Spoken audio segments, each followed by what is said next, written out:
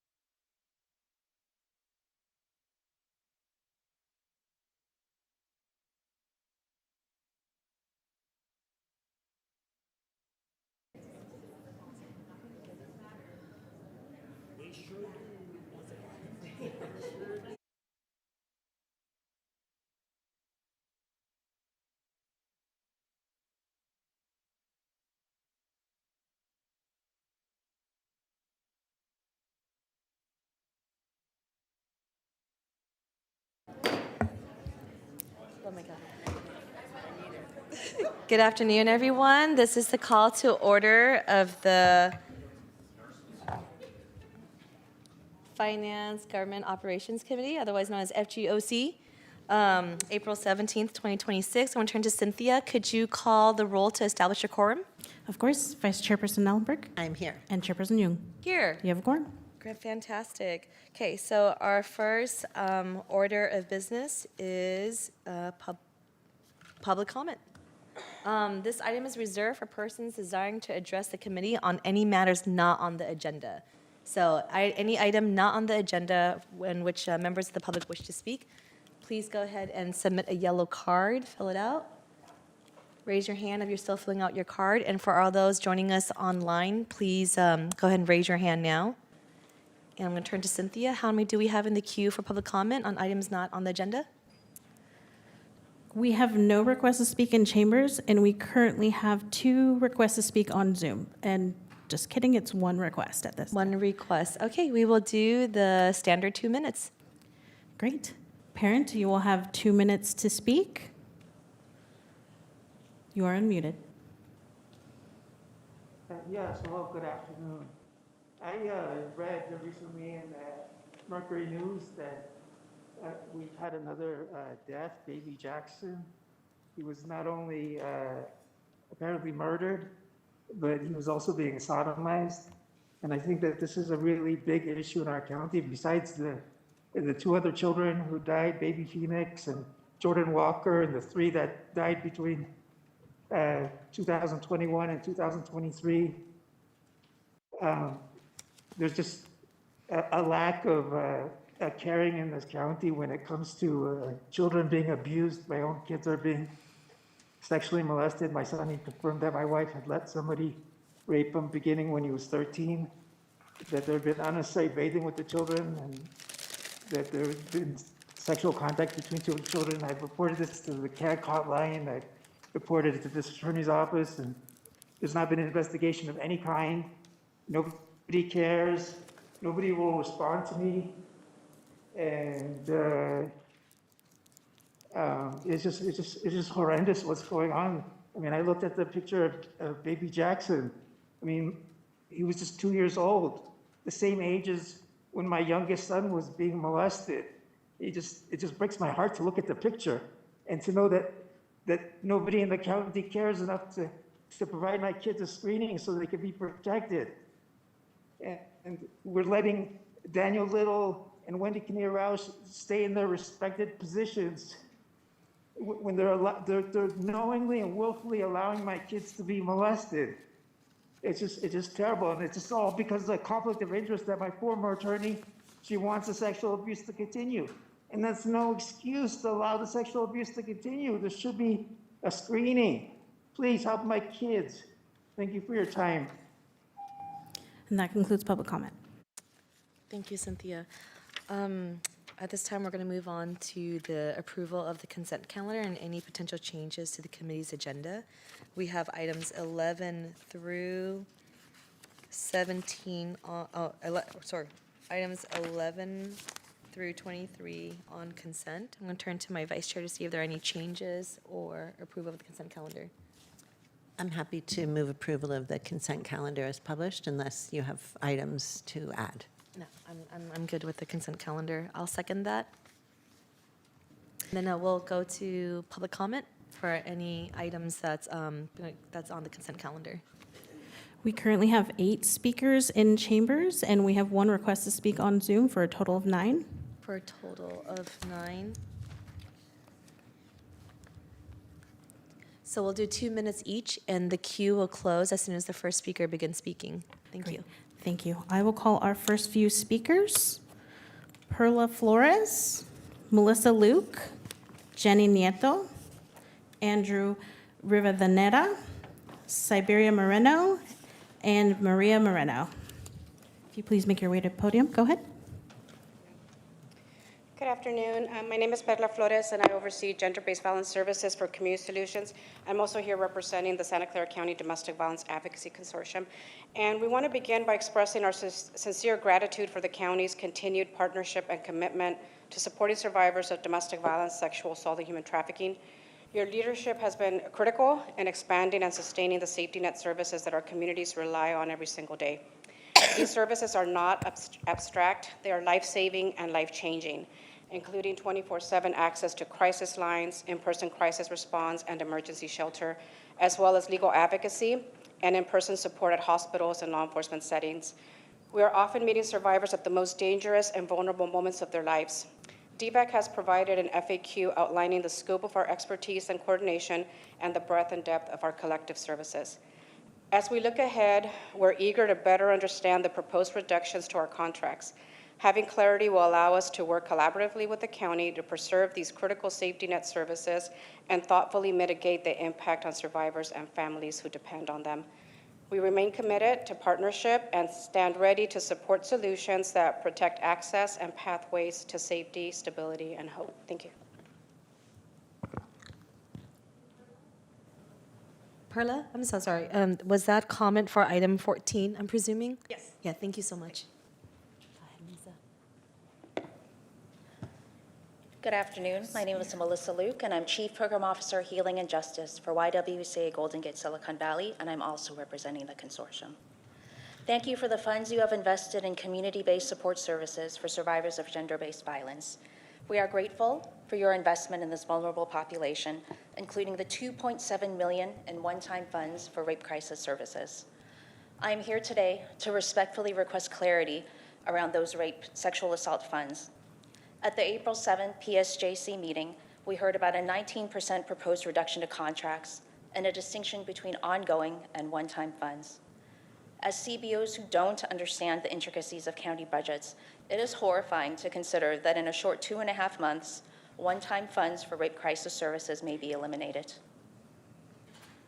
Every year, YWCA responds to over 6,000 crisis calls through our 24/7 bilingual helpline and accompanies over 1,200 adult and child survivors in person to their sexual assault and domestic violence forensic exams. Every day, our advocates are supporting 3, if not 4, adults and children through that process. In the last 4 years, the county has asked us to show up at Stanford Hospital to support the expansion of SAFEs to North County, at the Children's Advocacy Center to provide care to our youngest survivors. And as demand from the county and from our community has increased, we have always answered that call. County funds have been critical to sustaining current levels of life-saving services, and severely reducing your investment will destabilize our already stretched safety net response for sexual assault survivors.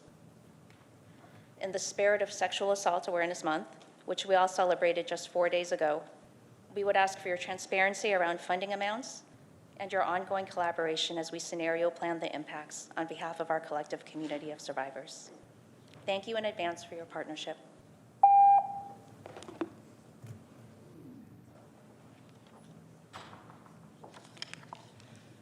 Good afternoon. I'm Jenny Sanchez Nieto, Associate Director of Clinical Services at the YWCA Golden Gate Silicon Valley.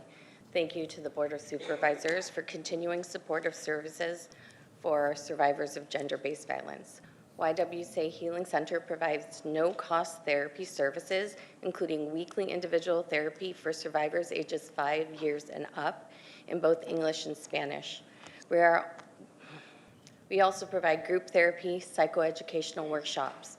The sole requirement for individuals to be eligible for our services is that they are domestic violence, human trafficking, and sexual assault survivors, a community that historically has been dismissed, not believed, blamed, or judged. We do not require insurance or income to access services, and we may be the only people to believe their stories of harm and offer them unconditional support. We are already doing our best to meet the current demands for survivors. However, our services are at capacity. For context, in the last month, we were unable to serve 35 survivors seeking community-based services because we were at capacity, with our youngest survivor being 5 years old. A reduction will impact our ability to provide youngest children survivors access to essential services and critical support that reduces long-term impact of unresolved trauma. Additionally, we provide support to parents, guardians, and overall family because creating a supportive environment strengthens the long-term healing of children survivors of sexual assault and traumatic experiences. Given that we've seen the Epstein files and Cesar Chavez revelations, the victims were often children, and reductions will put children at risk, leaving them to bear the lifelong weight of their traumas with long-term implications on their health and well-being, both physically and mentally. It's important we prioritize the safety net and life-saving services. Thank you.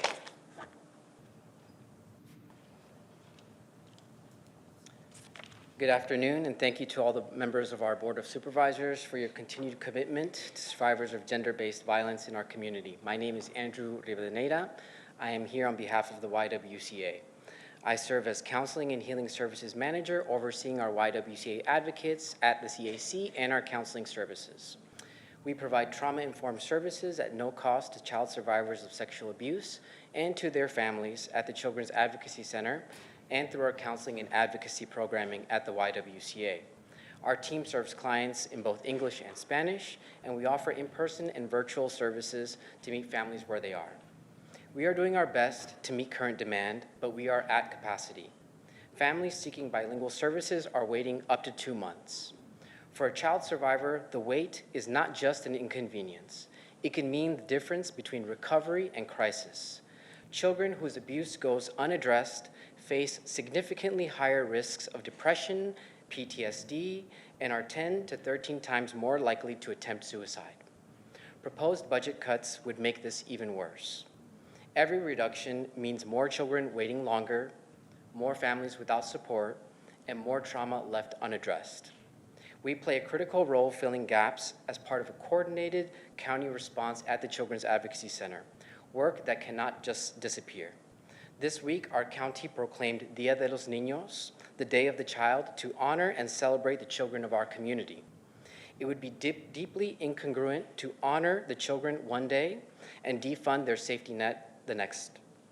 These are life-saving services for vulnerable survivors. We urge you to please prioritize them. Thank you for your time, your support for survivors, and for our community.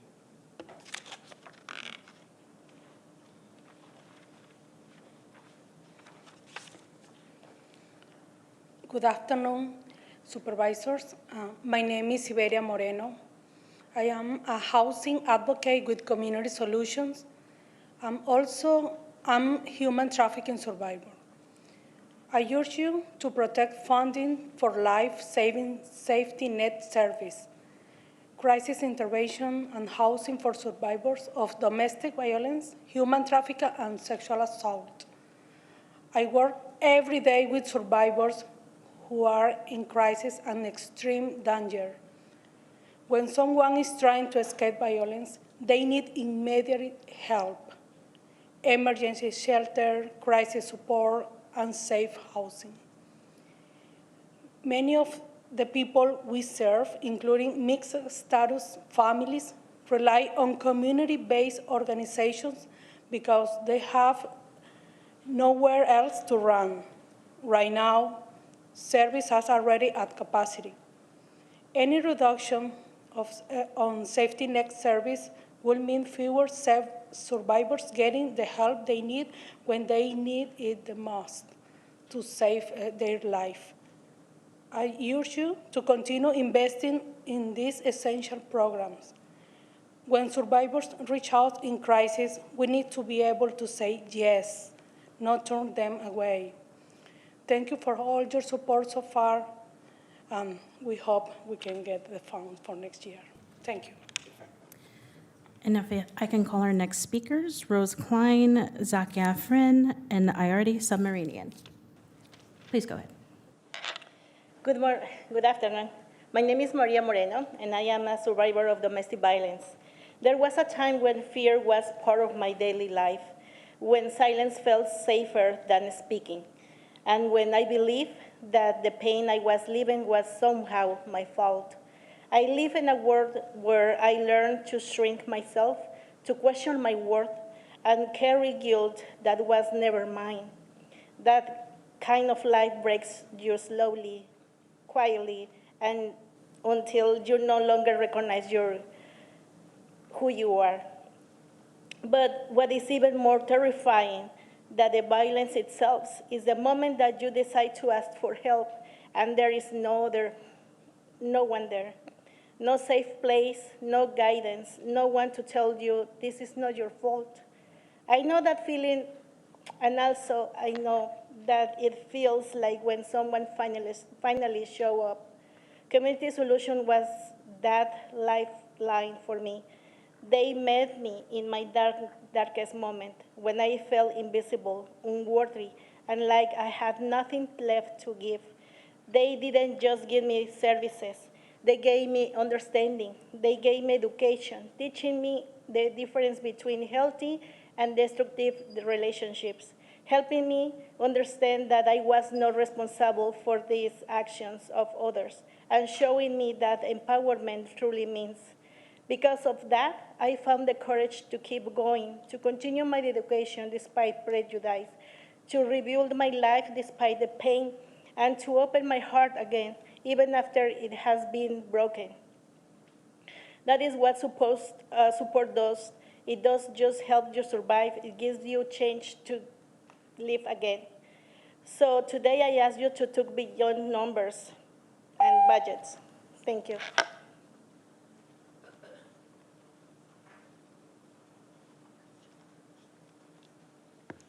Hello, my name is Rose Klein. I'm the senior manager with ACCI Asian Women's Home. Good afternoon to the members of the board. I want to thank you for your continued partnership and acknowledge the difficulty of your unenviable task of determining the budget at this time. We have heard that we may be facing a 19% reduction in county funding.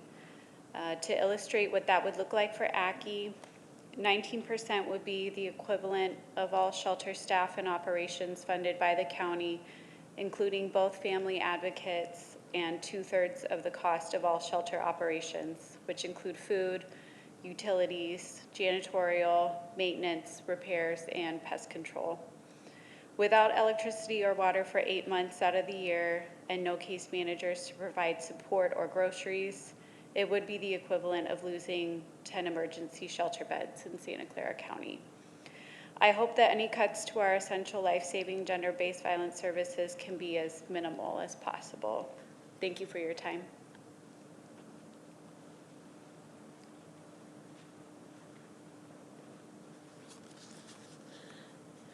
Good afternoon. My name is Zakia Afrin. I'm with Maitri Bay Area. I'm the director for direct services and our violence prevention strategies. We have been providing culturally responsive services for victims of domestic violence since 1991. And I'd like to thank all of the members of the board for your continuing support for gender-based violence victims and survivors in this county. Helpline and peer counseling services are lifelines for immigrant survivors who are in a particularly vulnerable situation this year. Relying solely on law enforcement interventions have never worked for immigrant victims of domestic violence. In this current climate of fear, immigrants are reeling from immigration enforcement-related fear and abuse in addition to dealing with abusive partners. Our advocates are critical first responders in this situation and must remain such. We are committed to work with the county in ensuring safety of our community and look forward to your support with the funding services. Thank you.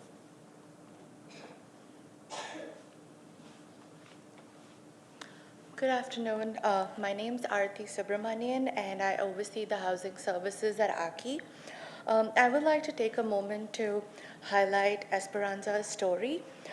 This is a story of a mother who went from living in a car to watching her daughters jump for joy in their own apartment.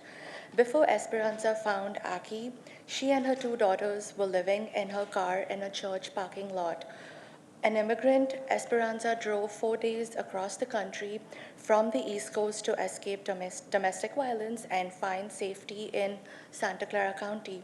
Her ex-husband's drug use and financial abuse escalated to physical violence against her and her oldest daughter.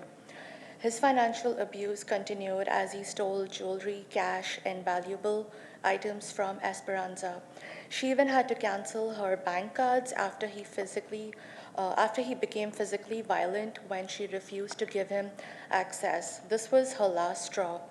Though she tried to start over, her new partner began stalking her and even slashed her tires. After he forcefully entered her apartment to attack them, Esperanza made the brave choice to relocate to the Bay Area with only clothes on their backs. Once she reached Santa Clara County, the family was hoteled for a night by another agency and then was referred to ACCI Asian Women's Home. Her advocate helped her secure an apartment, and Esperanza shared that her girls were literally jumping with joy when they moved into their new home. ACCI provided critical rental assistance, groceries, and furniture. Esperanza says her advocate would always answer her calls and felt supported. Today, the family is no longer sleeping in a parking lot and has a safe place to call home. She maintains a close relationship with the priest and church and now sells homemade food. But I would like to thank you for this opportunity. Thank you so much. And you can actually leave your statement, if you have it, in hard copy with the clerk of the board so that we can have it for the record. Okay, I can do that. Yeah, thank you. And we have, One speaker. Moving to our Zoom speakers. Parent, you will have 2 minutes. Yes, I read yesterday there was an op-ed published in San Jose Spotlight. Jeff Rosen wrote an op-ed about the budget and about how he doesn't have enough money. But the truth is that he's wasting a lot of taxpayer money, doing harmful things to our community. I'd like to give you my example. I told Jeff Rosen in December of 2017 about the sexual molestation of my children. And I thought that what he would do would he'd either give my children a referral to the Child Advocacy Center so they could get a screening. But no, he didn't do that. What he did was he filed charges against me. And I didn't even commit a crime. His goal was to quickly bring the matter to competency proceedings so he could discredit me and do a favor for his political supporter, my former attorney, Valerie Houghton, who wanted the sexual abuse to continue because she was making money from it. And these criminal proceedings that were filed against me, I'm not even a criminal. I don't have a criminal history. But he did it anyways. And what it did was it incentivized assaults against me. And it's allowing the sexual abuse of my kids to continue. And the only person who wanted to help me was Daniel Chung. And he got fired a couple weeks after he indicated that he would help me. And now we spent $450,000 on a private attorney to keep Daniel Chung at home with pay, making $220,000 a year. And I know it sounds crazy that this attorney would do such things. I posted a lot of this information online if you want to see it. If you Google DA Jeff Rosen sex trafficking petition, all those terms together, you'll see what I'm talking about in the first 3 results. Thank you so much for your time. And that concludes public comment. thank you, Cynthia. Thank you to all of our members of the public who came in to provide public comment today. I should also share that I am getting over a cold, so sometimes I start coughing at the risk of interrupting or disrupting the comments. I go back. Everything that's happening in the chambers is projected on screen and audibly back behind the chambers, so please rest assured that you're heard. Cynthia, go ahead and take a vote on the consent calendar. Sure. We have a motion by Vice Chairperson Ellenberg and a second by Chairperson Jung. Vice Chairperson Ellenberg? Yes. And Chairperson Jung? Yes. Thank you. The motion carries. Thank you. And at this time, we're going to go ahead and proceed with our regular agenda. So first up is item 4, which is to receive report from the Department of Employment and Benefit Services, DEBS, relating to implementation of recommendations from the management audit of DEBS eligibility function.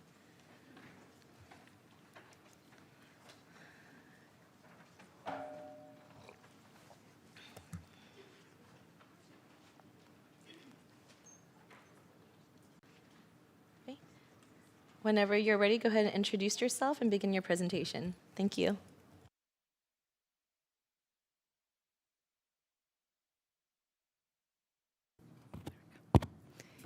Good afternoon, Ilona Betkoigevergis, Director of DEBS. I'll pass it on to my colleague to my right.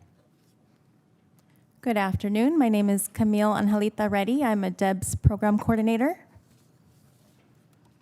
Good afternoon. Ricardo Romero Morales, Program Manager 3 of the Language Access Unit. Good afternoon. Thank you for having us here today. We don't have a presentation, but we're open to answer any questions about the legislative file or the matrix. I just want to, if I can make a comment, with the chair's indulgence. Not a presentation, but I want to thank our leadership at DEBS and also all the staff at DEBS. among the other things that you see in front of you on this item in the committee is really a truly revolutionary development at DEBS, which is that the many decades-long case backlogs associated with benefits processing for critical benefits for the most vulnerable in our community, that backlog has been fully assigned, and DEBS is now assigning those cases on a flow basis within 24 hours.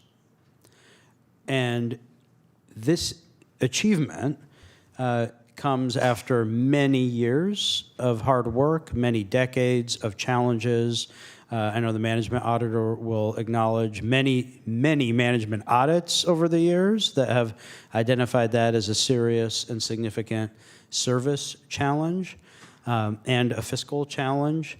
And it should be acknowledged just how momentous an achievement this is, just how significant it is in terms of service impact for our community, and fortuitous timing in the partnership that we have with our workforce, with SEIU Local 521, fortuitous timing in being in a position to have same-day processing and assignment of benefits applications, getting ahead of the implementation of these horrific work rule requirements for Medi-Cal. So huge credit to all the people involved in that effort. Huge credit to our workforce for these significant changes. And it's showing once again us leading the way in doing what we need to do to change how we do what we do, to respond effectively to what's happening at the federal level and to enhance service to those who are most in need in our community. Thank you, James. I'll turn to Vice Chair. I just want to extend appreciation and some pride. Change is really, really hard, and this was a big one, and being able to see the impacts already is just tremendously encouraging. I hope that it feels that good from your end too. And the timing, of course, could not be more vital to be making these changes because there is going to be such an uptick in work. You know that, or if you don't, everyone should know, one of the strong pieces that we are advocating for in response to the harms that H.R. 1 is sending our way is increased state funding for our eligibility workers. We want to get more of you. We need more of you to be able to help keep people on their benefits. We know that tens of thousands, if not more, could lose their benefits, not because they're not eligible, but because they're not able to run the very deliberately complex gauntlets of restoration, of recertification and enrollment. And having a team in our county that is equipped to provide that resource and help people not only protects them as individuals by maintaining their insurance, but also helps maintain county costs, because for those that do fall through, it is our general fund that will be responsible for providing the care. So just tremendous appreciation for this transformation. Thank you. I know I've said this at CSFC before, but congratulations. No buts, and congratulations on this momentous incredibly revolutionary change. What was the average wait time before, prior to our new 24-hour? 3 months.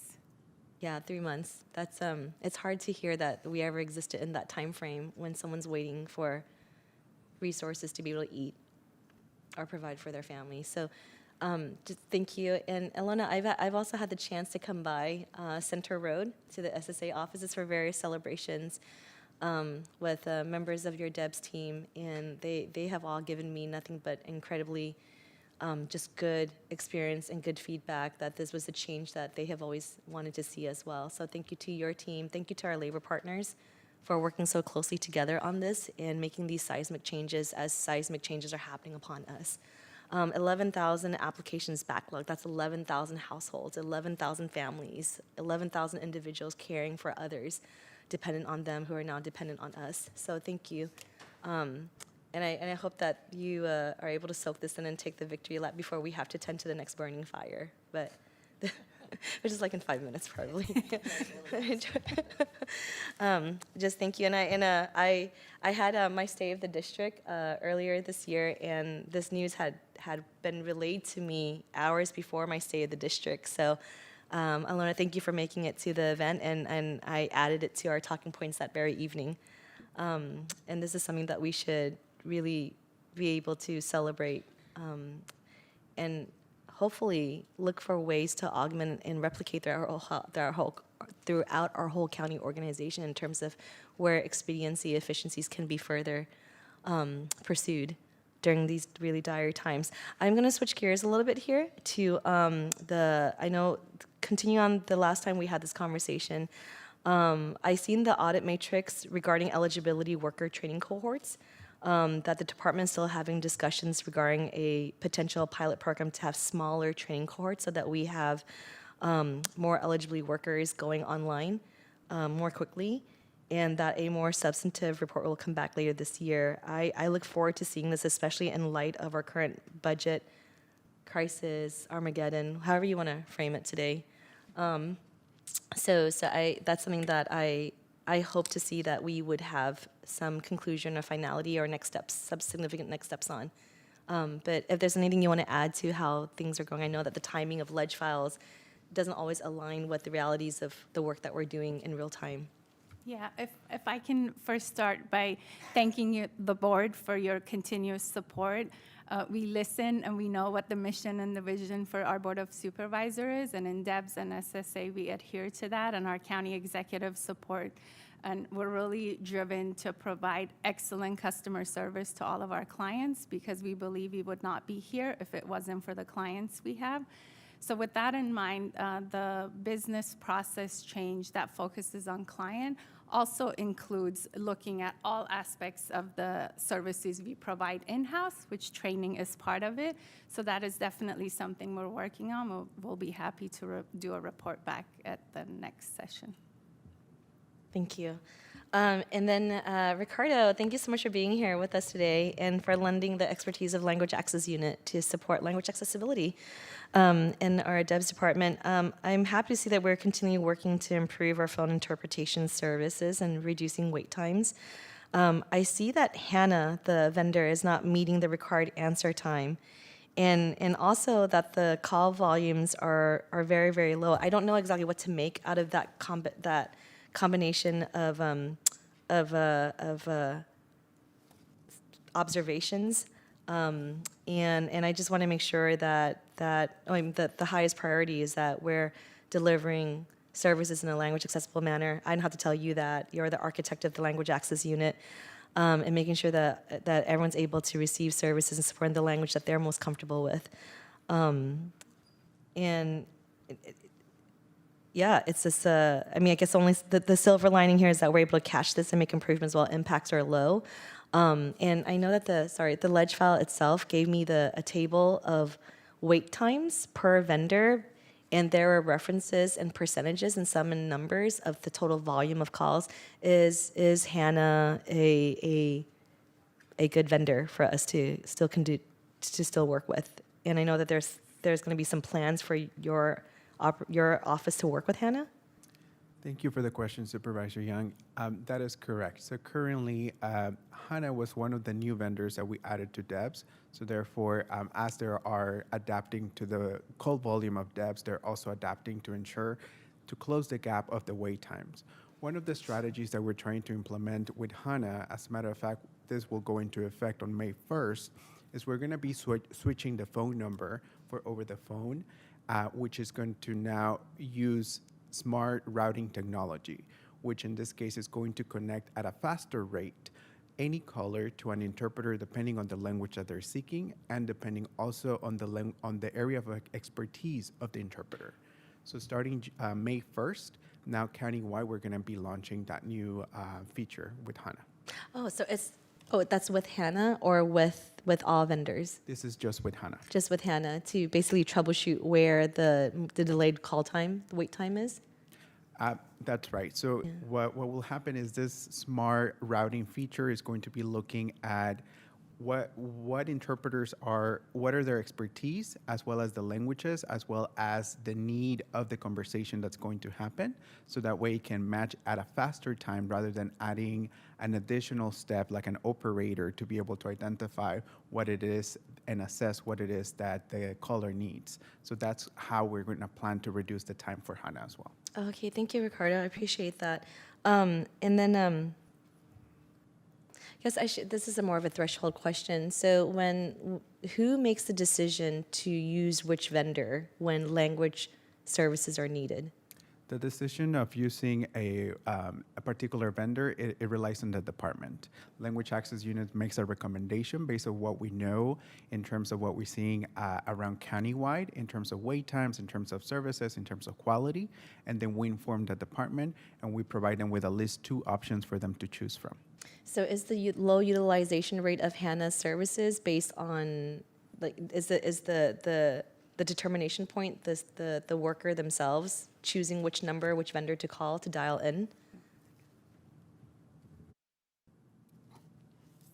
Yes, so that is up to the worker to decide which vendor that they would like to select.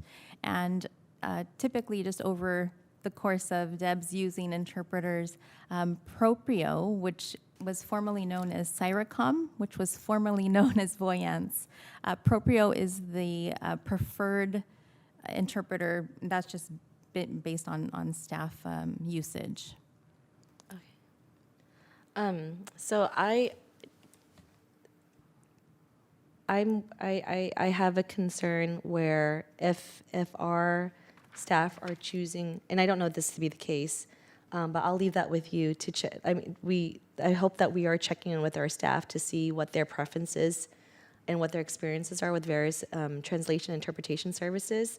If they are opting for other vendors and not using HANA or not using a low utilized vendor, I'd be really interested in knowing if is it because of their user experience, has interpretations or translations not been of quality, or is it because of the longer wait times, which was identified in the audit? And I wonder if it's so. Have we had those conversations with our staff in terms of what their experiences have been with the various translation vendors?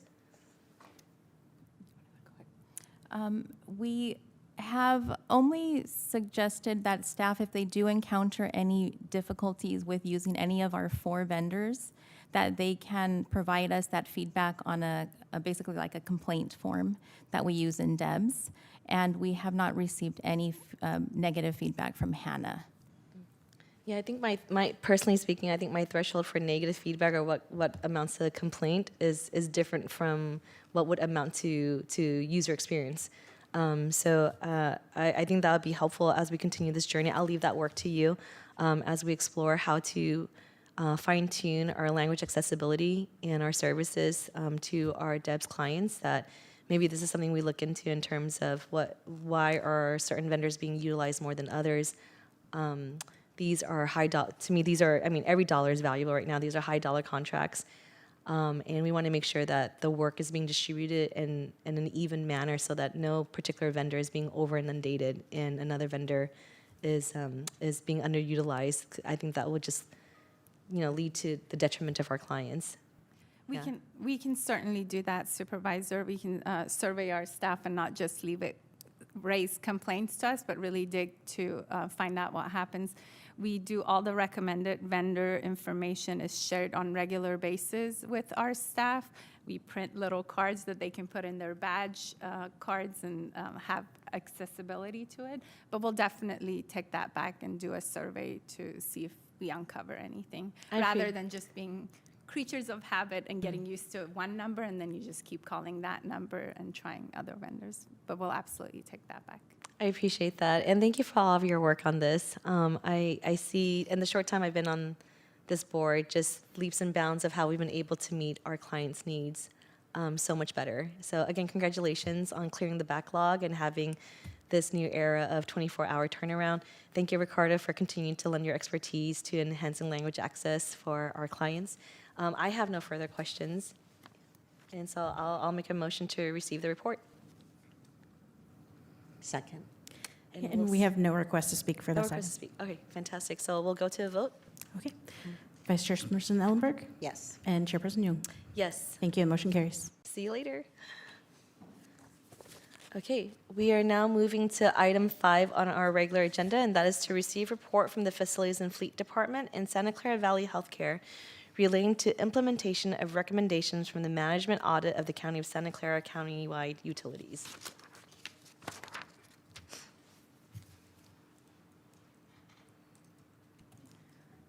Good afternoon, Supervisor Jung and Ellenberg. Consuelo Hernandez, Deputy County Executive. I'm joined here by my colleagues in FAF, Andy Walker, and Brad, who is our utility manager. Jeff Draper, I'm stepping in for him today. You will find in the report that we attempted to address the questions Supervisor Ellenberg, you had asked at the last meeting for some additional detail.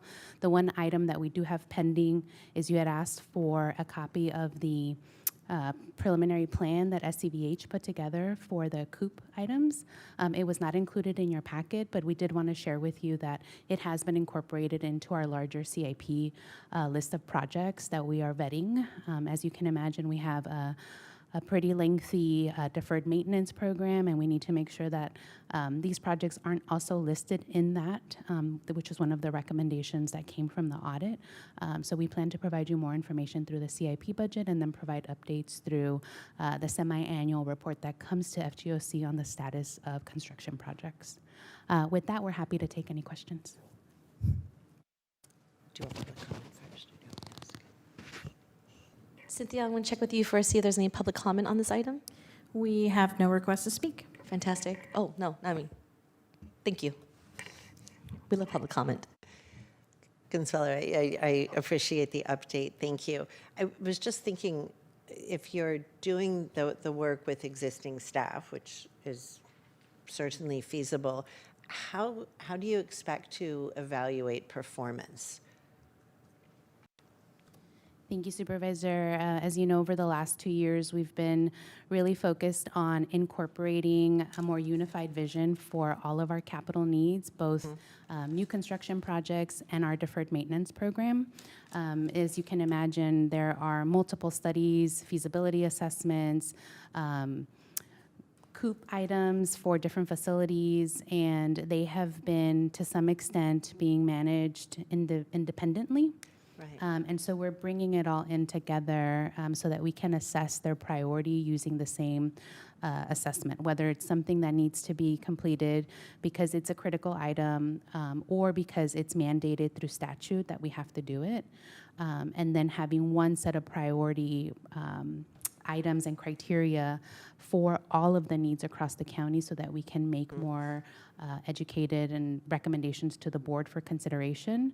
But also, one of the recommendations or one of the findings in the audit was having a clear delineated plan.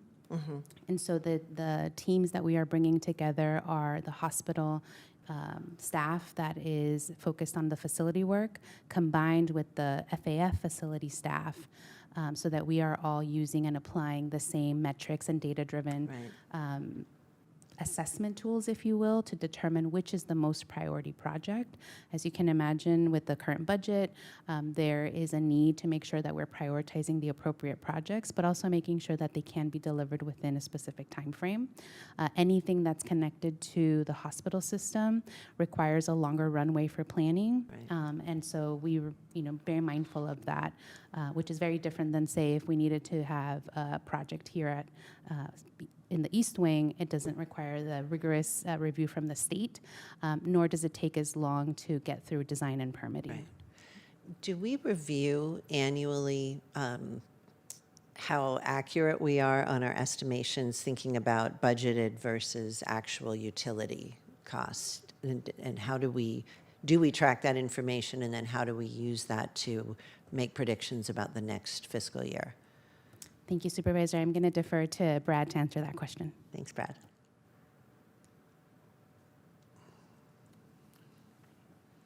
Yes, we do track that. And where we start every year is we consider the previous year's budget, and then we look at escalation rates we could expect from PG&E, as well as other things happening in the energy markets. And we make our best guess based on that information. Are you generally within 95% of estimated each year, or do you find that we are underestimating or overestimating PG&E and other utility costs? Typically, we're within 10%, I would say. That's what I meant the other way when I said within 90%. Yeah. It's been a little tricky these last couple of years with the volatility in PG&E rates in particular. They've gone up by about 50% over the last 3 years. And so it's been a little challenging predicting how that continues, and it's kind of flattened at the moment. But generally speaking, yeah, around 90%. And I imagine there's very limited control we have over that other than our own efforts to limit use and be as energy efficient as we can be. Yeah, our solar projects are certainly helping with savings. Currently, we're in construction of 5 different projects, and we're doing a utilities audit as well with a vendor, Procure America, and they've found about $500,000 in savings this last year. Procure America has done a number of projects for our county in different departments, and I was hoping for more than $500,000, but that's something. And has that been a good experience working with them and finding those opportunities? Yes, they've found misbillings and refunds and tax-related charges that, frankly, in the utilities program, we don't focus on that much, and so they've uncovered savings that we would not have otherwise. Great, and then I assume you can take learnings from that of what to look for going forward. Certainly. Vigorous noddings. Thank you so much. I'm happy to move approval of the report, or move to receive the report. I have no questions. So happy to second the report. I did want to highlight just one other piece of things, which is we have, I think in the last 2 budgets, made adjustments to the range of heating and cooling in our facilities as budgetary saving measures. In other words, increasing the temperature for AC and decreasing, for heat. So we have taken some of those actions as well, but there's obviously a limit to what we can do there and still have people be somewhat comfortable. So, well, as some of us know from this building, we have some challenges in that regard as it stands. So I think we've kind of pushed it pretty close to what we can in a lot of our facilities, but that is a very concrete step we've taken, especially in light of the PG&E bills, as you heard, going up about 50% in the last couple of years. Thank you, James. Cynthia, I'll turn to you for the vote. Okay. Vice Chairperson Ellenberg Yes. and Chairperson Young. Yes. The motion carries. Thank you so much. Item 6 on our agenda is receive report from the Management Audit Division relating to management audit of inventory items program for fiscal year 2023-2024 items and providing direction regarding the recommendations.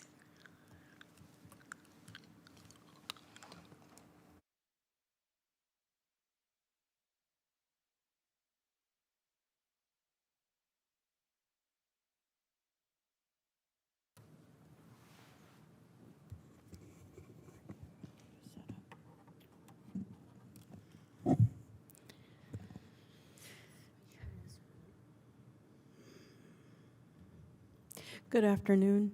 I'm Cheryl Solov. I'm the board's independent auditor, and I have with me Anna Ferrari, who is the project manager for the management audit of the first inventory items grants program. Good afternoon. Can you hear me? Good afternoon. I'm going to present on the management audit of the 23-24 inventory items. The purpose of this audit was to check whether organizations awarded inventory items complied with the terms of their grant agreement, and also to find potential improvements associated with the county process. So first, I'm going to present a timeline of the program, and also a few charts giving an overview of the program, and after that, I'm going to present on our audit findings. So this timeline is here to show what goes into the program after the board approves the list of inventory items. So the clerk of the board manages this program, and the clerk of the board needs to contact organizations, prepare grant agreements, review documentation. So it's a lot of work until the payment can be made. Once the payment is made, organizations that sign grant agreements with the county need to report back to the clerk of the board. So the grant agreement establishes several requirements, and this is what this timeline shows. So for example, within 5 business days after receiving the funds, they need to inform the clerk of the board of receipt. There are several of these requirements. Once they spend the funds, they should inform the clerk of the board. So this is just to give you an overview. Now I'm going to present a few charts. This first one here is to show the size of the program. So we have appropriations from 13-14 to 25-26. Figure 2 shows the number of items approved by the board. And we see here that in recent years, the number has increased. So in 25-26, the board approved 372 items. Figure 3 shows the distribution of item amounts. So it shows that most items are of smaller amounts. So here, for example, 20% of items were of $5,000 or less. Figure 4 makes the same point. So here we are assuming that every item requires the same amount of work. So if the board approves an item of $1,000 or an item of $100,000, the amount of work that goes into managing and monitoring this grant is the same. So here we see that the clerk of the board has spent 49% of administrative workload capacity, monitoring grants that account for 11% of the total pool of money. I'm going to present now on our audit findings. So for this audit, we randomly selected 3 organizations: Camp Via West, AACI, and Somos Mayfair. And we reviewed receipts, emails, we interviewed people, we visited these locations, and we concluded that they spent funds in line with grant agreement. So we didn't have recommendations for them specifically. So our recommendations are more about the county process. So our audit report, we had 2 sections. Section 1, we raised 4 issues, and we had 4 recommendations, and I'm going to go over them now. The first issue is that these audited organizations did not comply with deadlines and requirements. So as I said, they spent funds in line with the grant agreements. However, they had to report back to the clerk of the board in certain times. This is what this timeline here shows, but they failed to do that, and this is pretty common in the inventory items program. The second issue is that the clerk of the board lacked authority to enforce grant terms. So what happens is that if these organizations do not reply back, there's nothing the clerk of the board can do. These organizations can still participate in next year inventory items, can sign contracts with the county. There's no consequence for non-compliance. The third issue is that the county uses inconsistent criteria to award funds. So what happens is that in the inventory items program, organizations can sign grant agreements or sponsorship agreements. The language is pretty, it's almost the same, but what happens is that in grant agreements, organizations need to report back to the county once they receive funds, and in sponsorship agreements, once they receive funds, that's it. There's nothing else they should do. And right now, organizations hosting events usually sign sponsorship agreements. And what happens is that one organization, let's say, receiving $5,000 can be required to report back to the county, while another organization also receiving $5,000 doesn't need to report back to the county. The fourth issue was that the inventory items process lacks budget and receipts. So when organizations apply for the program, they don't need to submit any budget or any detailed plans on how they intend to spend the money. And also, once they spend the money, they don't need to submit receipts or documentation of expenditures.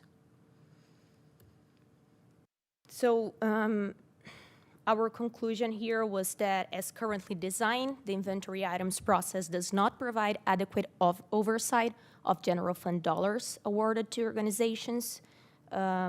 This creates opportunities for the misuse of public funds. And over the past 5 fiscal year, a total of $30.5 million has been allocated through the inventory items program. So we had 4 recommendations in this section. The first one is to no longer use the distinction between grant and sponsorship agreements and instead agree on a dollar amount. And recipients awarded above this threshold should have post-award reporting obligations, and smaller organizations receiving less money could sign a Tier 2 agreement and not have post-award reporting obligations. Recommendation 2 is to require these Tier 1 organizations to submit a detailed spending plan for the requested funds when they apply for the program.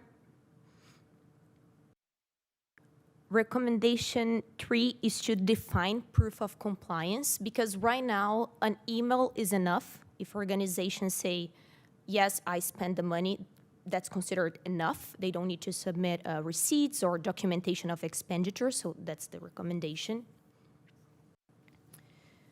And recommendation 4 is to adopt a policy basically creating a consequence. So, for example, our recommendation here is to make these organizations not complying with grant agreements ineligible for the next 3 inventory item grant applications cycles, or prohibited from entering into future partnerships with the county. Section 2. So in this section of our audit, we had 3 issues. We discussed 3 issues, and we had 7 recommendations, and I'll go over them now.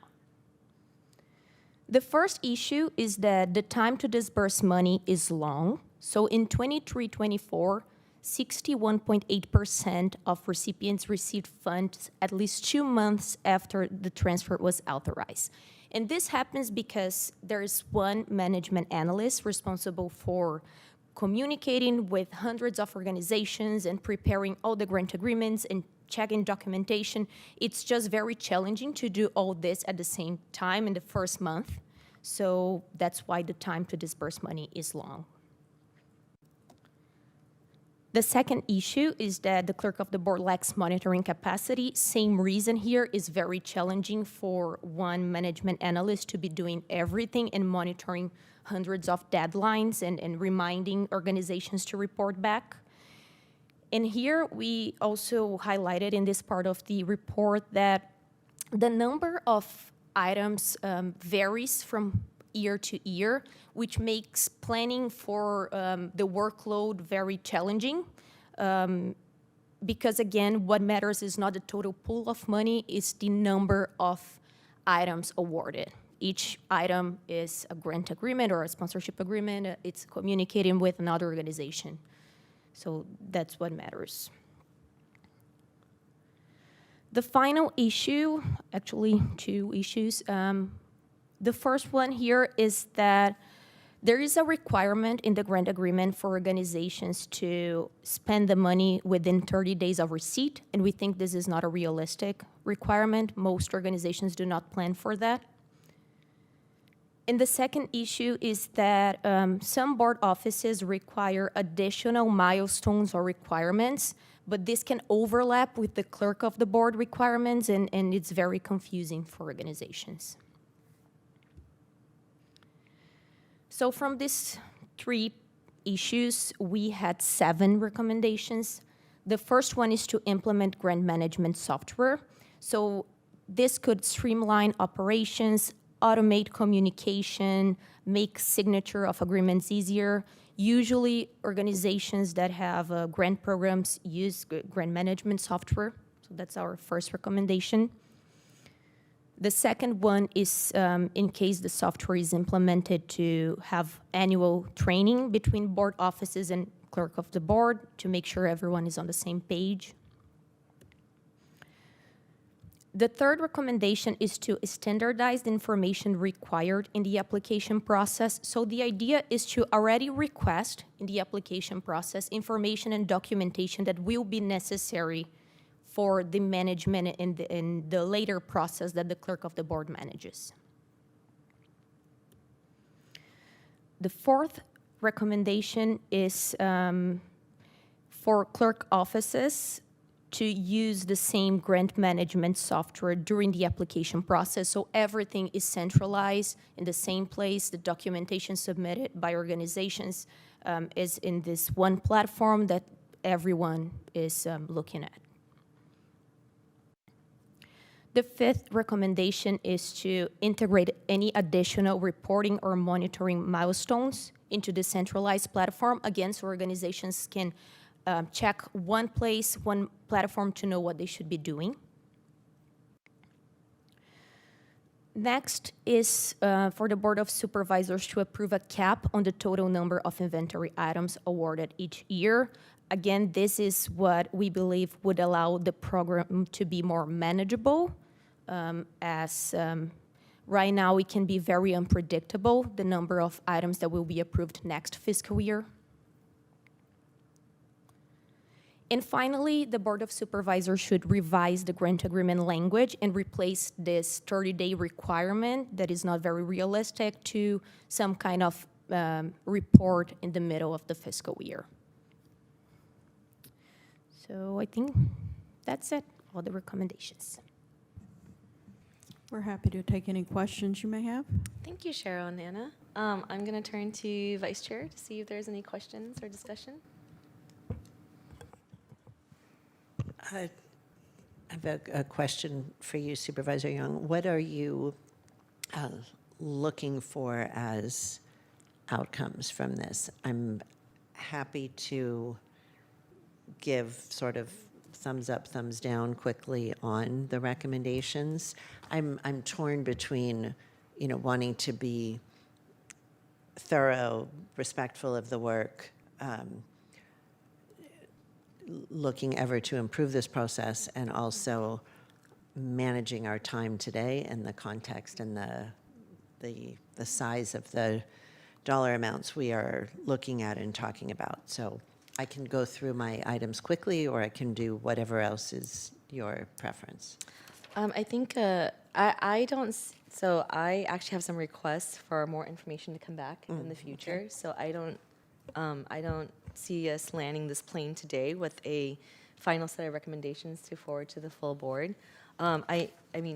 Which is fine. I would just be aware then that this is unlikely to change, certainly by the mid-year or maybe the coming year, just given where we are in the process. Yes. Yeah, we're deep. I think we're done, right? No, I'm talking about, well, I don't know. By what time would we need to send, if we work it backwards, if we were looking to make continued improvements for the next cycle, by what time would the board need to approve any changes? I would assume by mid-year at the very least. Yeah, I would say by mid-year next year if you're looking for changes for that subsequent cycle. Okay. I mean, it depends on what exact things we're talking about, but in terms of establishing tiers or categories with different requirements, things like that, that have been recommended by the management auditor, I would say by mid-year, so that can all be understood and publicized in a reasonable time frame.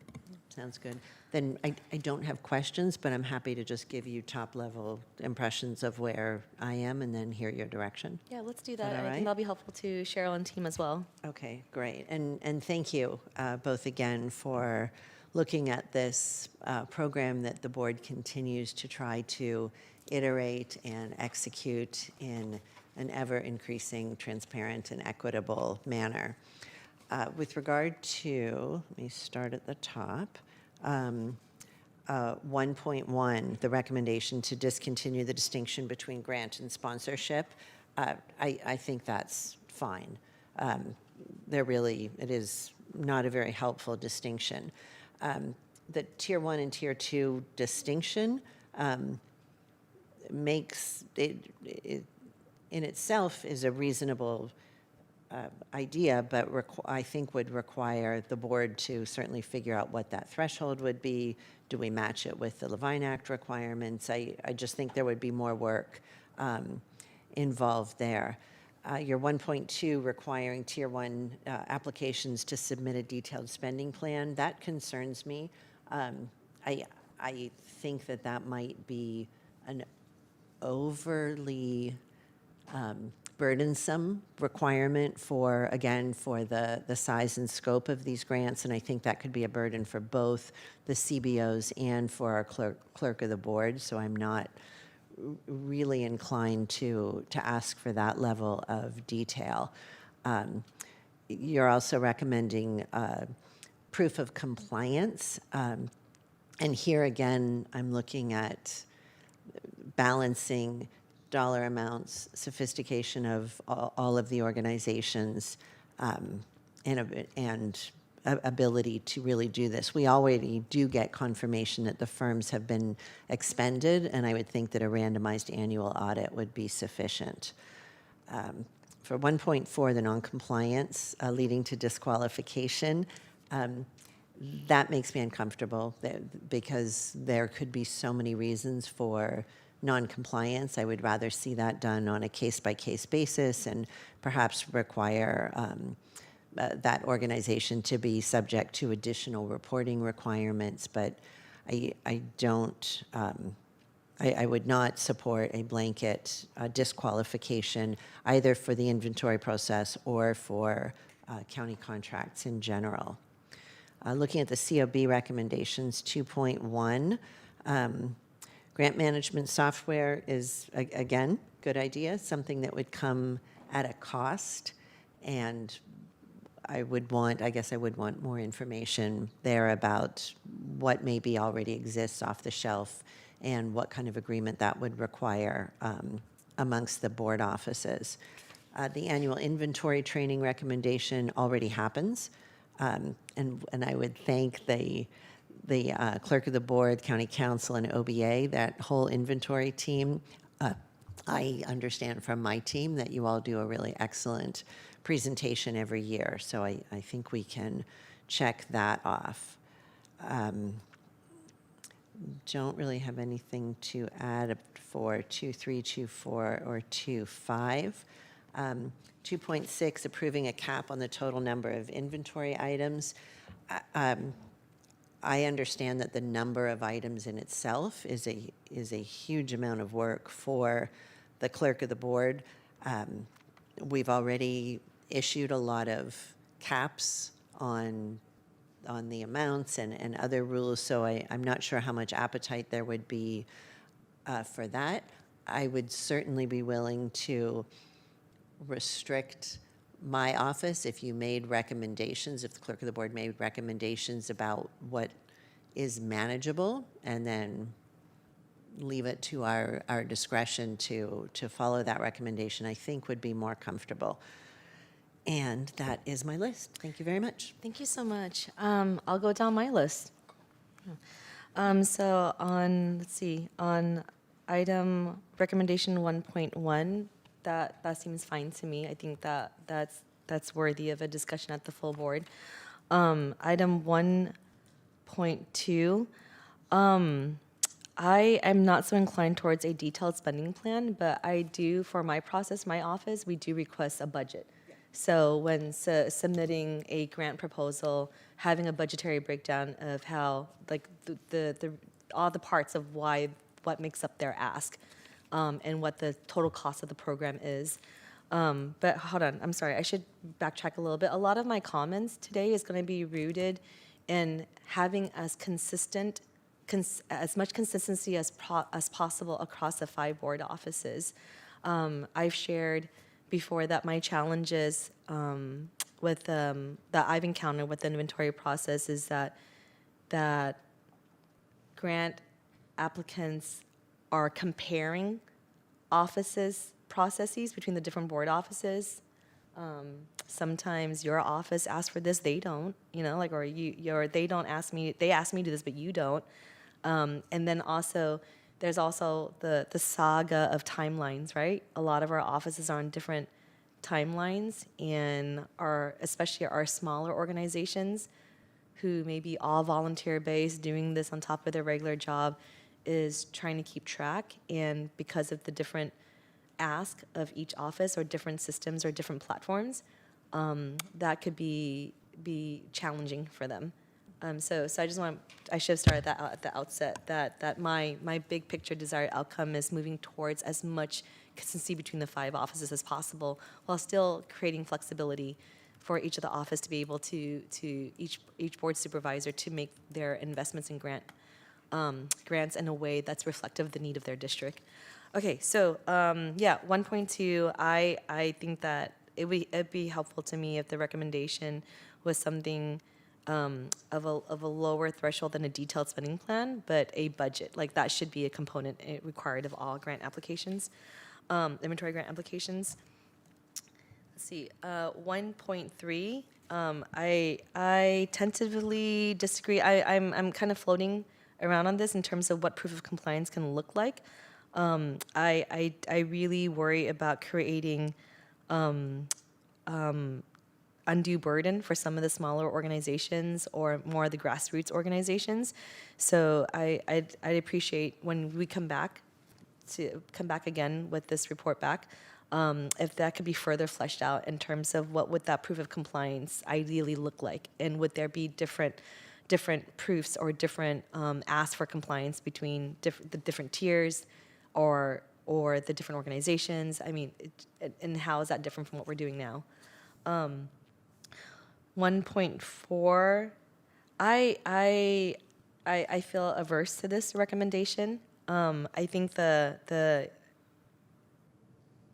see you, Cheryl, ruling with an iron fist here. I think deeming someone ineligible for an organization ineligible for 3 inventory grant application cycles, it would be hard for me to support that.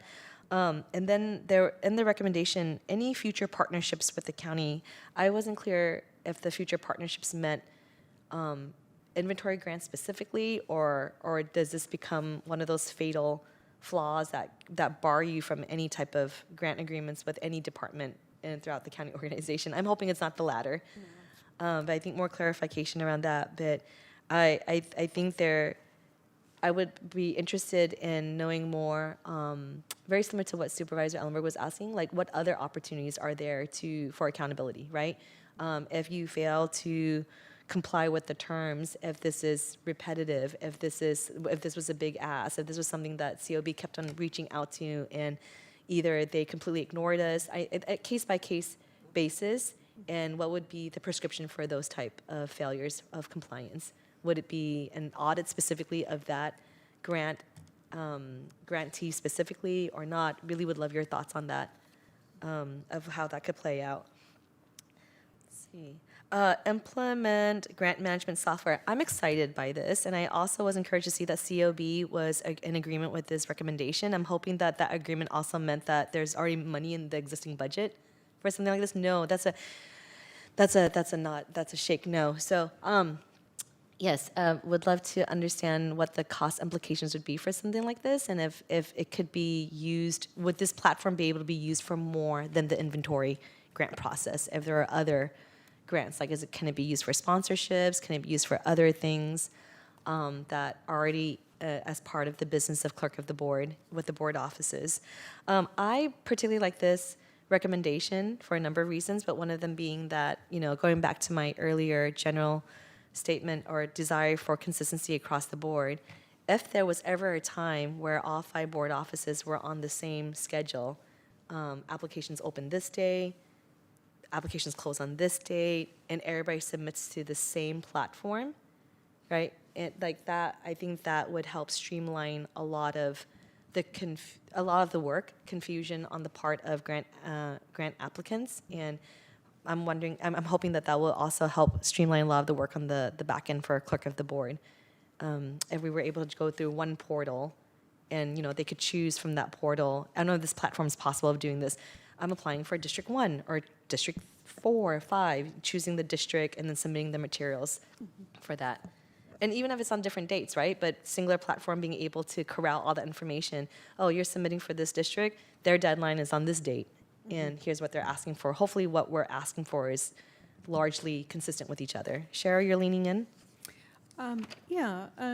We have in the audit report under figure 2.2 the quotes that we got from various vendors. They range from, well, it depends on whether you're talking about just the annual licensing or whether you're talking about one-time setup costs, but it's fairly modest. I realize that's a It's a relative term these days. even now. Because we but, budget hemorrhage. The annual licensing it depends on the vendor, but say, $20,000 and then anywhere from, $5,000 to $30,000 for ongoing costs, which might be more feasible than trying to, do this with interns. Yeah. Thank you. So I, when this report comes back, I'd love to have Clerk of the Board's feedback in terms of if we're shopping for these type of platforms, right? Grant management platforms. Is there one that Clerk of the Board, the one person doing all the inventory grants? Kathy, if you're able to tell us, there's a platform that you feel, based on your expertise and experience, this will work. And then I would, of course, appreciate any feedback or reflections in terms of the cost of it. If this is something that is minor in the grand scheme of things, is it a worthy investment? And again, if this is something that we could even use for other things beyond the grant inventory process. But there's something very attractive about the ability for all grant applicants to go to one site and be able to see the distinctions between the different board offices through one platform. Okay. Let's see, next is 2.2, yes.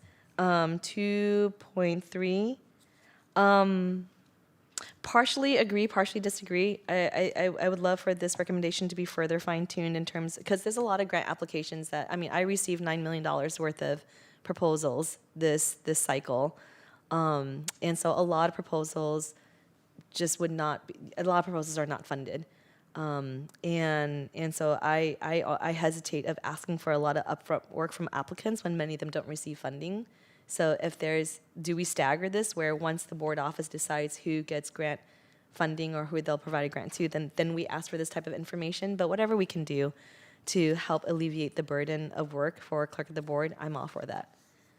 2.4, if we end up using a grant management software, of course, having this be the central point of information collection. 2.5, agree. 2.6, I disagree with this, and I think, and I continue, and I've had a number of conversations, both Cheryl with you and team, and also with Curtis and team, about having a statutory or arbitrary cap on the number of grants. Certainly, it's always a ongoing process and conversation between the offices so that we're able to support each other for success, but I would not be supportive of a cap on the number of inventory items. And 2.7, I agree. Now, my questions for more information. Cheryl, I would really be interested in knowing what a rolling inventory process can look like.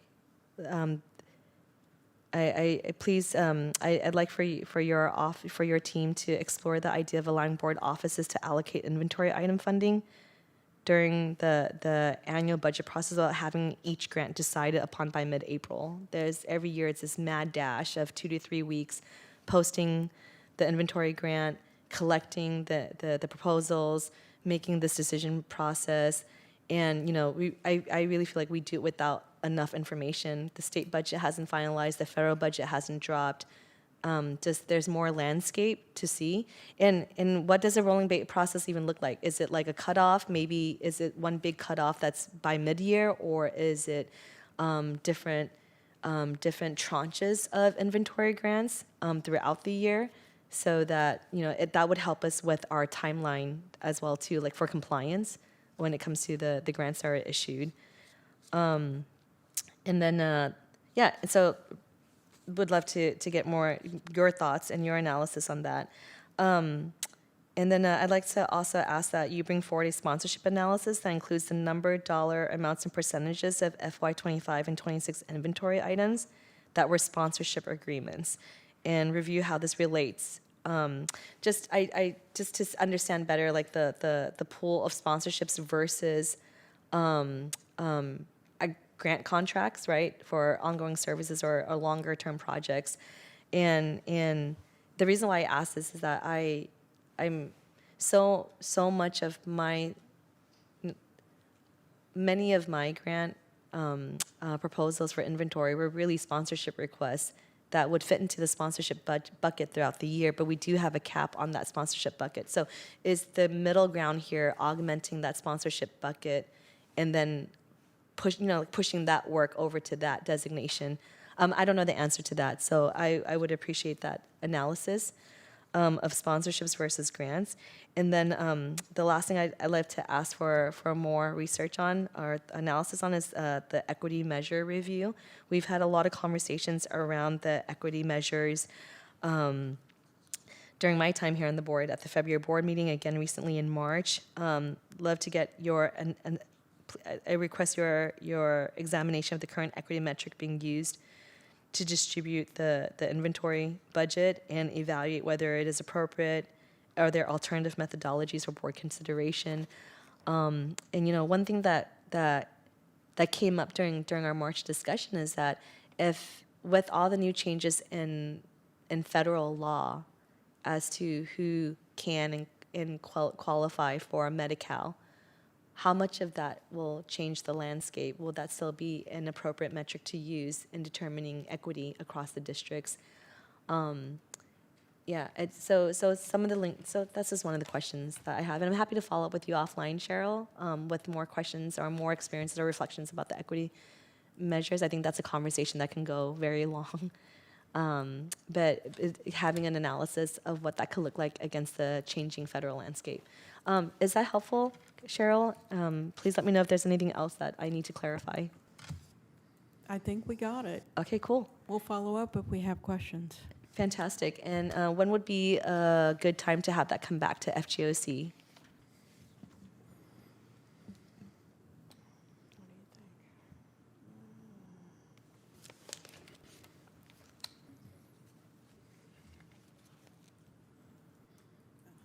Well, when do you need it? I want to be able to have this final discussion, so heard here, then forwarded to the board with the committee's recommendations for the board to then discuss and decide on any process or procedures. I think before mid-year, by mid-year. Well, I think you need it heard in FGOC well before mid-year. Yeah, well, definitely. Yeah. But we need the final conversation at board to happen by mid-year. Yes. Yeah. So maybe September? September? Okay, let's schedule this for September. And I would encourage you, Cheryl, to reach out to Brian Darrow. We extensively reviewed a number of different proposed metrics for the distribution of the equity portion in the ad hoc committee that existed a couple years ago with Supervisor Ellenberg and Supervisor Arenas. We walked through 5 or 6 different iterations of things before the recommendation moved forward regarding the Medi-Cal metric. But we have all of that data. There were several specific other things that were examined, and most of which were all quite similar in outcome, but it would probably help you to just get that packet to work from. Okay, thank you. Right. So turning to public comment. Any public comment on this item? We have no request to speak. Okay, thank you. And so I'll make a motion to receive the report with a report back at the September FGOC meeting with the request for further information made today. Sounds good? Second. Vice Chairperson Ellenberg Yes. and Chairperson Young. Yes, Motion thank you. carries. Thank you, Cheryl. Thank you, Team COB. Thank you, Anna. Okay, we are now, oh, wait, Sherry, you're gonna stay put, huh? Item 7, this is to receive the annual report from the Management Audit Division relating to fiscal year 2026-2027 countywide risk assessment. Go ahead, whenever you're ready. And so I have with me today Anna Aguilar, and I believe we have Sarah Connor remotely. Yes, you do. And so hopefully we can have, I don't know, last year you wanted us to sort of give you a tour of the website. I don't know if you still want that or if you just want to discuss the report or. I'm okay with going straight into the discussion, Vice Chair. Okay. Sounds good? Okay. Okay. So I know we had a study session this week at the board meeting on public safety, and unfortunately, due to illness, I missed out on much of the conversation. So I'd like to turn to my Vice Chair for thoughts on the identified high-risk areas, particularly around the Sheriff's Office, and of course, any other high-risk areas in the report here. Any thoughts? Oh.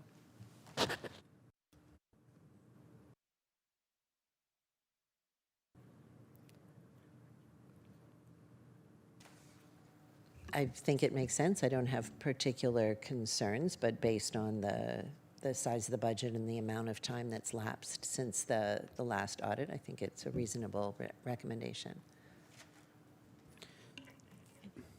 If you're looking at the Sheriff's Office, just a thought to the committee, which is, and we've been doing work in this vein, but I think it would be very helpful to have the management auditor specifically look at whether we are achieving full cost recovery in the contracts that the sheriff holds. We've been moving in a very positive direction in this vein. I want to be really clear. This sheriff has been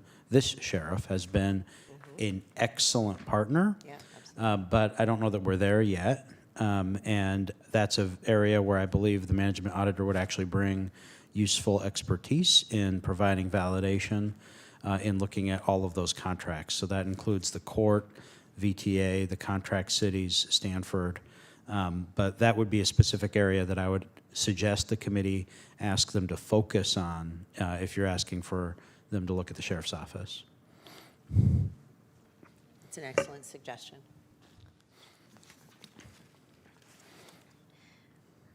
Yeah, so Cheryl, I am leaning towards based on your analysis on the assessment, the probation department, the sheriff's department, social services agency, and TSS being part of your work plan, do you need recommendations specific down to the different functions of the offices or departments?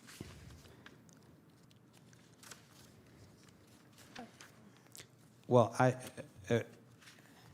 not to speak out of turn, but just some thoughts I would share on that. I mean, with respect to these specific cost centers in the Social Services Agency, these are largely DEBS cost centers, and so I think that would be significantly duplicative of recent audit work, but I'd be curious to understand better what the management auditor might focus on in that vein, just to ensure that it's something supplemental. Like I said, I do think there's value in that specific aspect on the sheriff's department. These are just my thoughts to share with the committee.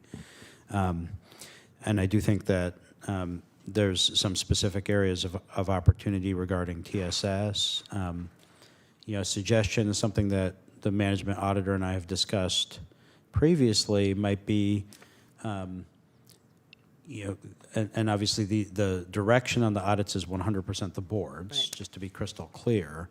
But in terms of making most productive use of this really valuable resource, which is also a resource to administration, if these are the departments that the committee is recommending that the management auditor look into, and we maybe have an opportunity to have a conversation around what facets might be areas that would be most productive within there, to then return to the committee with those as suggestions for the work plan for the committee's review and further consideration. Oh, so to have the management auditors come back with specific recommendations in terms of the different functions of the departments to be audited? To hear our specific recommendations. So, Well, so my specific suggestion was that if these are the departments that the committee is suggesting be looked at, that we then have an opportunity for administration to talk with the management auditor about what specific facets might be areas that would be most productive to audit, and have that return to this committee before they commence the actual auditing. Cheryl, how does that sound to you? Well, I need to post the plan by April 22nd, so I don't know how much time we're going to have. Well, I think you could identify these as the departments. Yeah. And then we need to be to ensure that we're not just taking whatever the auditee wants us to look at. So we're fine to take suggestions, but it needs to be consistent with the board's needs. Oh, of course. Yeah. I wasn't suggesting otherwise. I know, I'm just wanting to make sure that we're taking the direction from the board and not the auditee. Thank you, Cheryl. Duly noted. Susan? Yeah, I have a question as well, and just kind of in our general focus in audits, do we put more emphasis on departments that are largely general fund funded, such as TSS, probation, and the sheriff, as compared to SSA, where most of the dollars are pass-throughs that are very tightly mandated, and I imagine have extensive oversight already regarding how they're spent? The risk assessment incorporates all of the funds, and so then we just list by fund where they fall in the list. Right, but I'm just thinking about comparative value of departments that are really funded with our board and staff discretion that don't have other oversight elements compared to state and federal pass-throughs that have very strict requirements on how they may be spent, and is there as great a need to audit, since presumably if anything was being spent improperly, that would be already brought to our attention? Well, we do break it out by general fund so that you can see the high-risk functions in the general fund. Right. And so that's, I believe it's on page 5 or 6 of our memo. But beyond that, these are not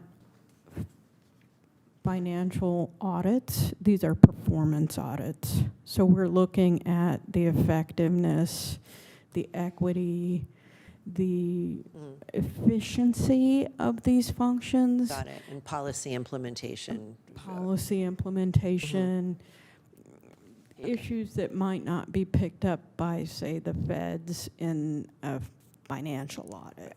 Thank you for that clarification, Cheryl, I appreciate that. Yes, I would support administration having a conversation with our auditors to make their suggestions, and then you're bringing that back for board conversation and either approval or rejection. It would come back to the committee. Yes, sorry, I said board, I meant committee. So we'll develop a plan, we'll get their input, and we'll develop a plan based on that, and then it'll come back here for your approval. Perfect, thank you. Cheryl, you had mentioned earlier that there was a posting deadline. You said April 22nd? Well, I mean, officially it should be, I should have posted it today, but I've managed to get a little extension because I obviously can't post it today. No.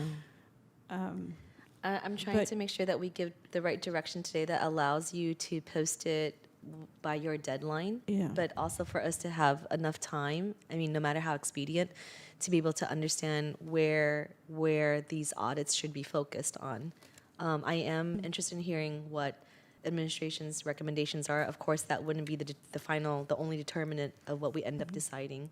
So does this current course on the table allow you to do that, to have a conversation with administration, to hear their recommendations, and then come back to this committee at the next committee meeting to be able to tell us what you're proposing? Yeah, I mean, as soon as, in other words, today, or I guess Monday, if we can find out what they would like us to look at, then Feedback. we can I build think- the plan Yeah, and put it on, so that it definitely has time to come back here. Yeah, I would like to put the departments that that your office has identified through your high-risk assessment as being part of the audit work plan, the auditor's work plan. So that would be probation, sheriff's department, social services agency, and TSS. I do have a question. Last year, your high-risk, your risk assessment recommended parks, and I had I had not included parks in your work plan last year because it was going through a leadership change. But parks is not on the risk assessment this year. How does that happen? What happens from last year to this year? They're no longer risky? Parks is still on the Yeah. risk assessment this year as risky. Yes. It's still there, it's just not in the general fund. Right. I see. So if you look on the I don't On the have the page dashboard. right in front of me, but it's still there. So Parks is still there, and do you have capacity to also include parks in your work plan for this year? yes, Okay, so because I had said that I wanted to give them time for their leadership transition to take place, and so we're going to add parks to that Okay. as well. yep. Okay. We'll come back and we'll get whatever feedback we can, hopefully by Monday. James, Yeah, are we able yeah. to give feedback by Monday? Yes, that's not a problem, but I think the deadline that Cheryl's referring to is an internal minute track deadline, and I think there's flexibility through late next week. Thank you for that Well, clarification. But I don't have quite as much flexibility as you might because I have other obligations during the week, so. I can assure you I have plenty of obligations during Yes, the I'm week sure as you well. do. So I just want to make sure that we're not pushing the envelope here because Yeah. I And- need to, it's very tight already, so. So are we able to include parks on the work plan for this year? I'm hearing a lot of obligations on the table. No, parks is fine. Okay. I just, in terms of, I don't know what their availability is to tell me what they want us to do. My hopes are that could be worked out offline. It is the desire of this committee to be able to proceed with a management audit work plan that includes probation, sheriff, social services agency, technology service and solutions in the Parks Department, and to also make sure that we are fine-tuning our audit to focus on areas of immediate concern. Because really, I'm also trying to make sure that we're not stretching you too thin, Cheryl. Okay. And maybe that's a big assumption that I'm making. So if that's the case, then, I mean, if that's not the case, then we go through the whole gamut of things. But I'll tell you this, in terms of the sheriff's office, I did have a note to myself that I'm particularly interested in patrol transit, the contracts they have out in Okay. the world, and then let's see, I highlighted it here.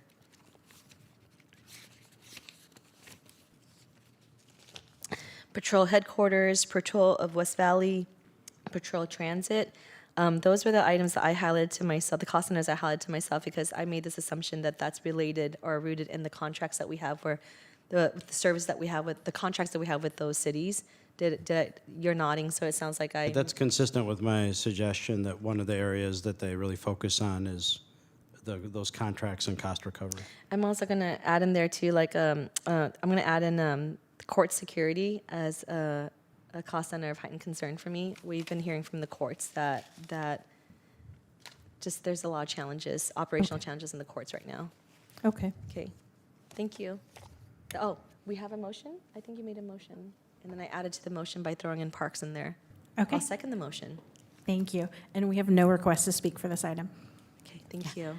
Vice Chairperson Ellenberg? Yes. And Chairperson Young? Yes, thank you. Motion carries. See you soon. Thank you. Thank you. Up next is item 8, which is receive report from the Office of the County Executive and Facilities and Fleet Department relating to food services at county facilities.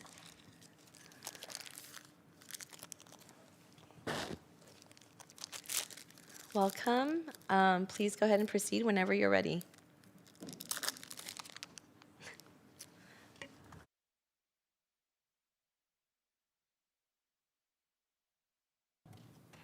Good afternoon, Supervisors. I'm Michelle Seaton. I'm with the Office of the County Executive, and here with me are my colleagues, Casey Hill from the Office of Sustainability and Resilience, and Danny Bongotti, who is the Facilities Manager and ASM for CEO, and we're here to answer any questions you have on the food report.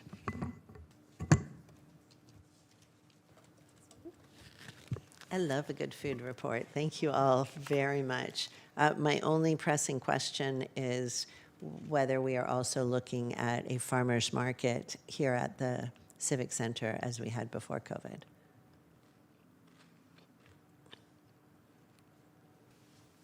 Ooh, it's a stumper. There we go. Hi, good afternoon, Supervisor Young, Supervisor Ellenberg, County Executives. So Farmers Market is a great opportunity to support our local ag economy and to bring a connection point for county employees and the public as well. Yes. Certainly, it's quite logistical in nature to be able to put together a farmers market.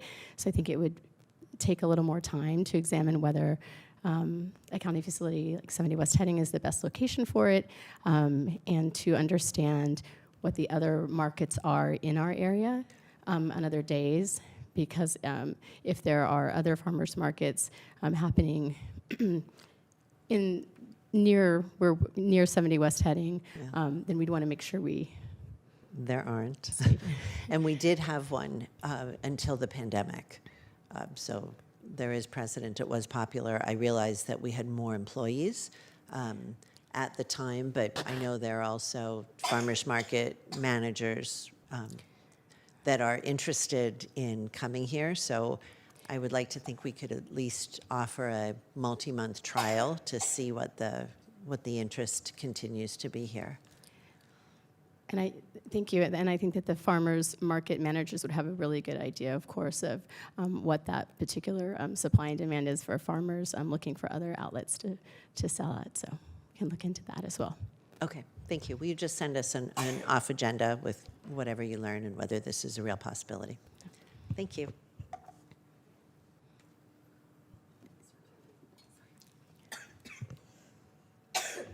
I shall stall. Do we have any public speakers on this item? We currently have no requests to speak.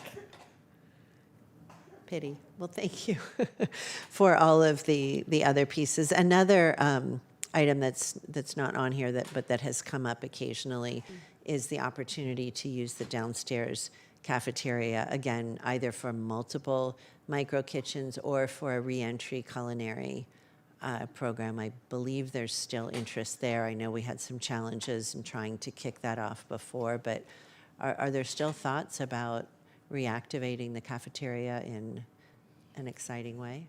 Thank you, Supervisor. Yes, we are still working with the reentry group to find partners that may be interested in having that conversation about providing food. Some of the challenges are obviously financial for some small businesses, but to your point about multiple small micro enterprises, that's something we're certainly looking into as well. Right, and there are also funders that will specifically invest in these kind of reentry programs. So if we have the human interest in it, it is something that we might be able to find some private funding partners for, and I would be really interested in being helpful with that. Thank you. Okay. Yeah, sorry, friends. This is like the worst time to have a coughing fit. Thank you. So yeah, I was also curious about the cafeteria. I wonder if there's an opportunity for the cafeteria to be a resource for the MECOS program, or for some of the food worker-owned co-ops that are, like Echo and Mayfair as one example. I'm not saying we go with them, but just an example, because there is a constant ask or search for commercial kitchens availability throughout the county to support these micro enterprises. So we'd love to see if there's, or maybe you've already thought about it or have explored this, the possibility of our commercial kitchen downstairs in the cafeteria to be used for these purposes.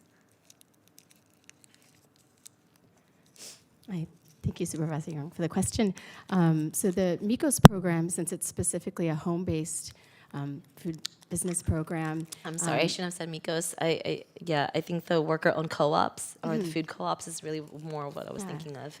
So there are some really great local nonprofit organizations that work with food entrepreneurs, including the food worker co-ops, that might be good partners to reach out to learn about whether the cafeteria would be a good location for those cooperatives to kind of further incubate their business in the future. Yeah, and then we get to sample the food. I mean, the different lunch options. I saw in the report that due to the success of Picnic, the county has paused the formal food truck program. I'm a little bummed by that. No? What? I have an answer for you. We did pause that through the fall and winter of last year when we introduced Picnic to 70 West Heading. We are ramping that back up for the spring and summer months. So we have our first truck coming in next month. Oh, fantastic. Absolutely. And I've worked up with a few folks in your office on referrals. But yeah, we will continue that through the spring and summer months.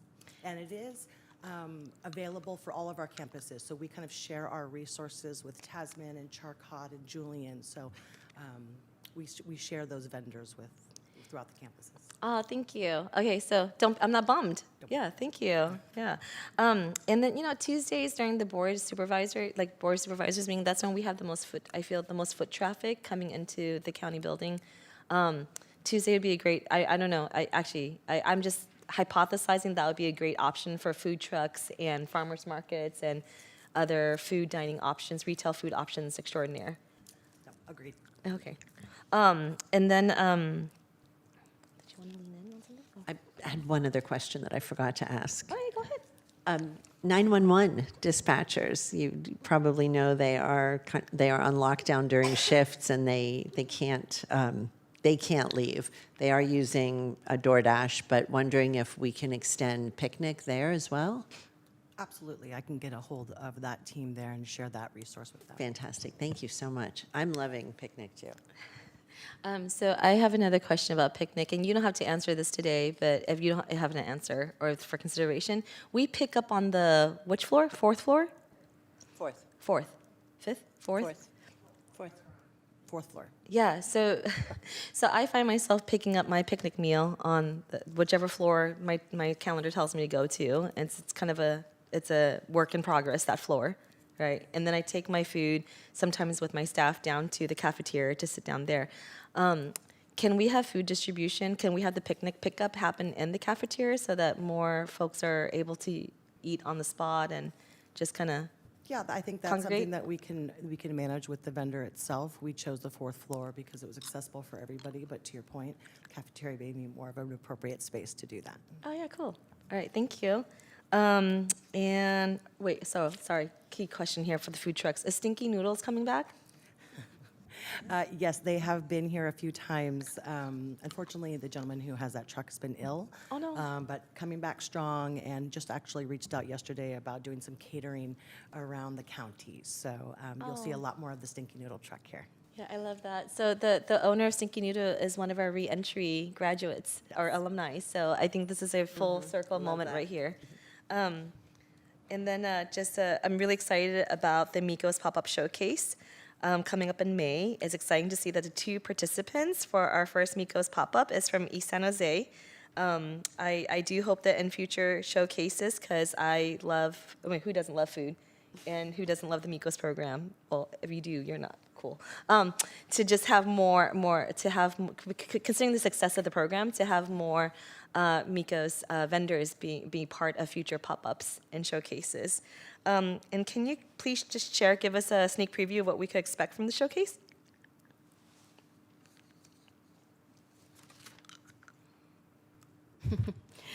Yes. So as you mentioned, we are going to be partnering with two Migos that are based in East San Jose, and that's Ellie's Bakery, and they specialize in empanadas, pan dulces, pastries, cakes, as well as Restaurante San Sebastian, and they specialize in pupusas and pan dulce. So really looking forward to working with both of them.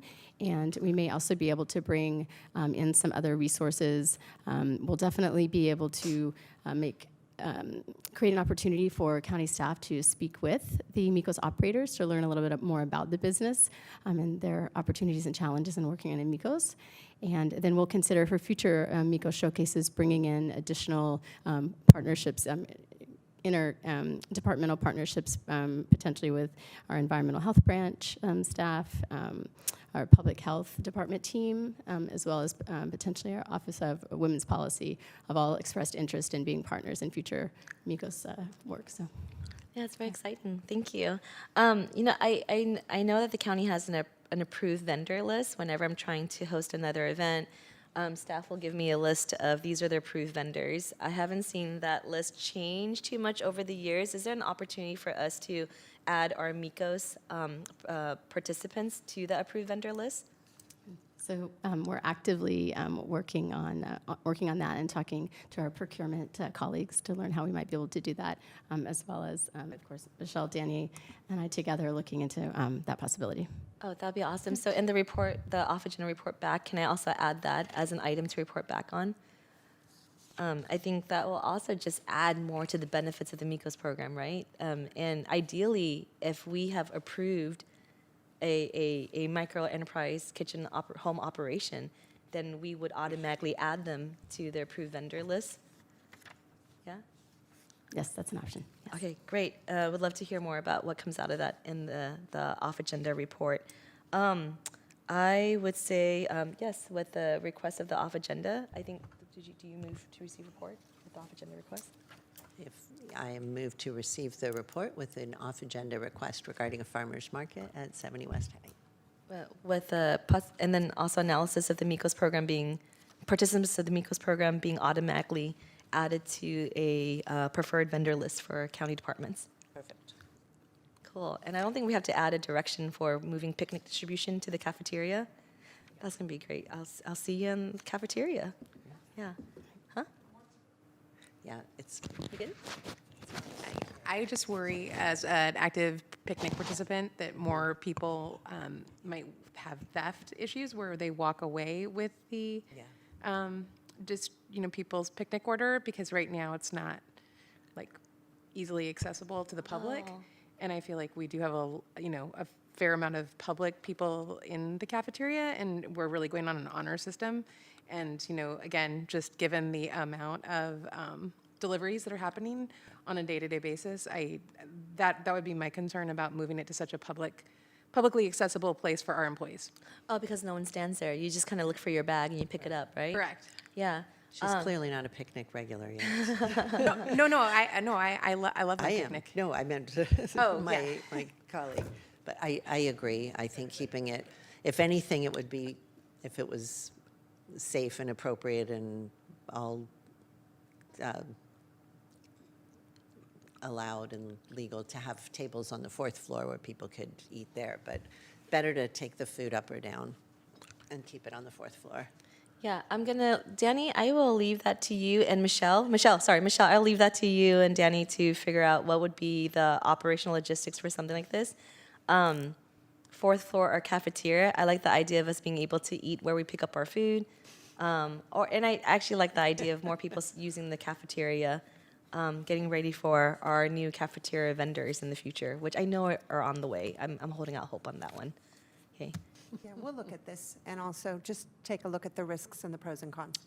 Yeah, does it require Doug or Roy standing next to the picnic cart? Or maybe just the vendor themselves are checking people's orders? I don't know. They don't stay, they drop the bags. Yeah. Okay. Well, more to be heard, more TBD on this one. But I'm happy that the food trucks are coming back. Okay. Thank you. We'll go to. Oh, if there are no public, is there any public comment? We took public comment, no request to speak. Great. And so we'll go to the vote.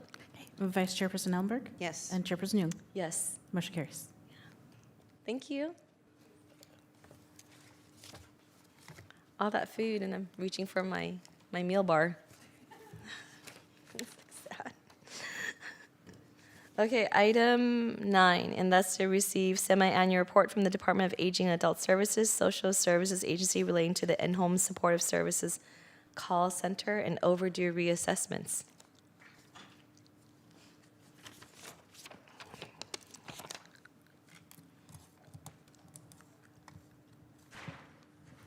Good afternoon, Chairperson Young, Supervisor Ellenberg. My name is Vanessa Merlano, the Director for the Department of Aging and Adult Services. I'm joined here this afternoon by Senior Manager Michelle Finley, who oversees the IHSS program.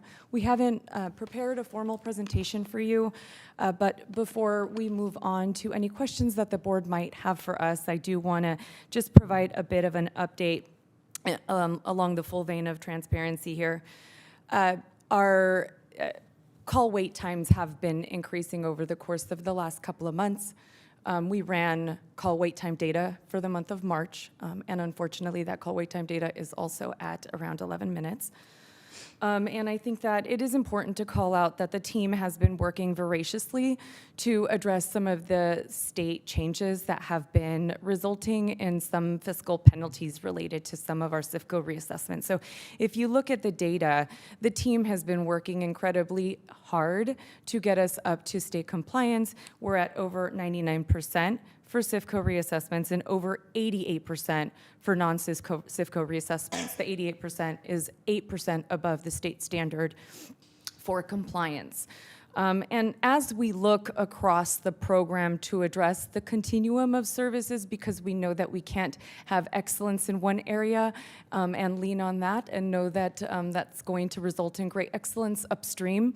So we are looking across the continuum to address how we can make some quick improvements. So in addition to the strategies listed within the report, we are pulling unit-based data and staff-based metrics to identify areas of quick opportunities for changes so that we can effectually reduce those call wait times. In addition, we connected with our DEBS partners just today to talk to them about their best practices. They just spoke at length about the great improvements that they've had across their program, and we think that it's important to glean and leverage the best practices that our partners have used, so we're really excited about some of the information that they've shared. And then last, I'll just say that leadership myself is really, really ready to lean in with this team and support them as needed to make sure that we get into call wait times that make better sense for the community that we serve. And with that, happy to take any questions. Thank you for that very proactive discussion, Vanessa. I'll turn to Vice Chair to see if you have any questions or discussion. Yeah, I understand that you're transitioning toward a digital modernization. How do you anticipate that that will, I presume, aid the call response time and other issues?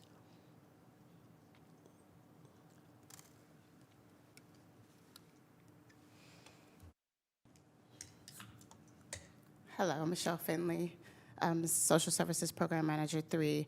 As we leverage the support of electronic forms, we're very hopeful that that would minimize the amount of time that our clerical staff are having to scan documents.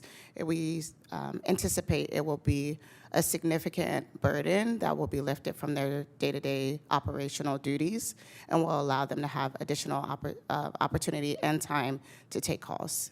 Ah, I see. So the modernization has to do with documentation, not directly impacting who is answering the calls or how they're being answered. Correct.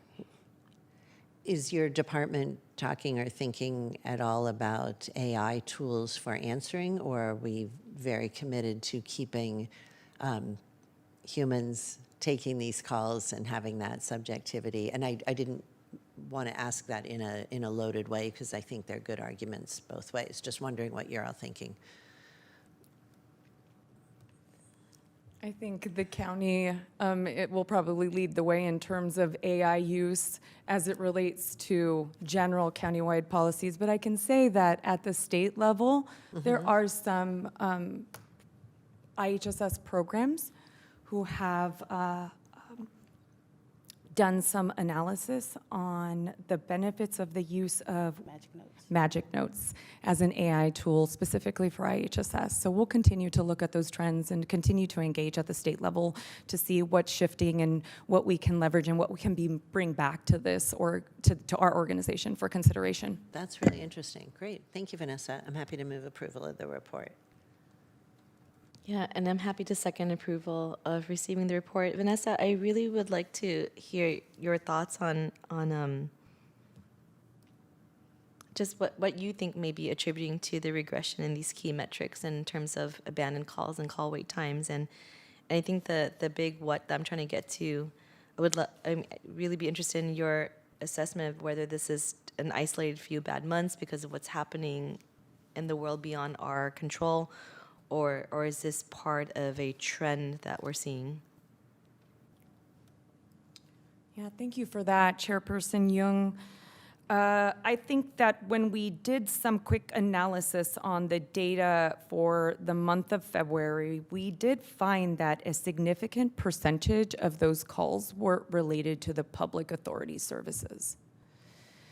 And so as we continue to see growth in these call wait times, we also need to understand what calls make sense to stay within our call center and what calls make sense to sort of flow to the public authority as the rightful individual or the rightful organization that should be responding to those calls.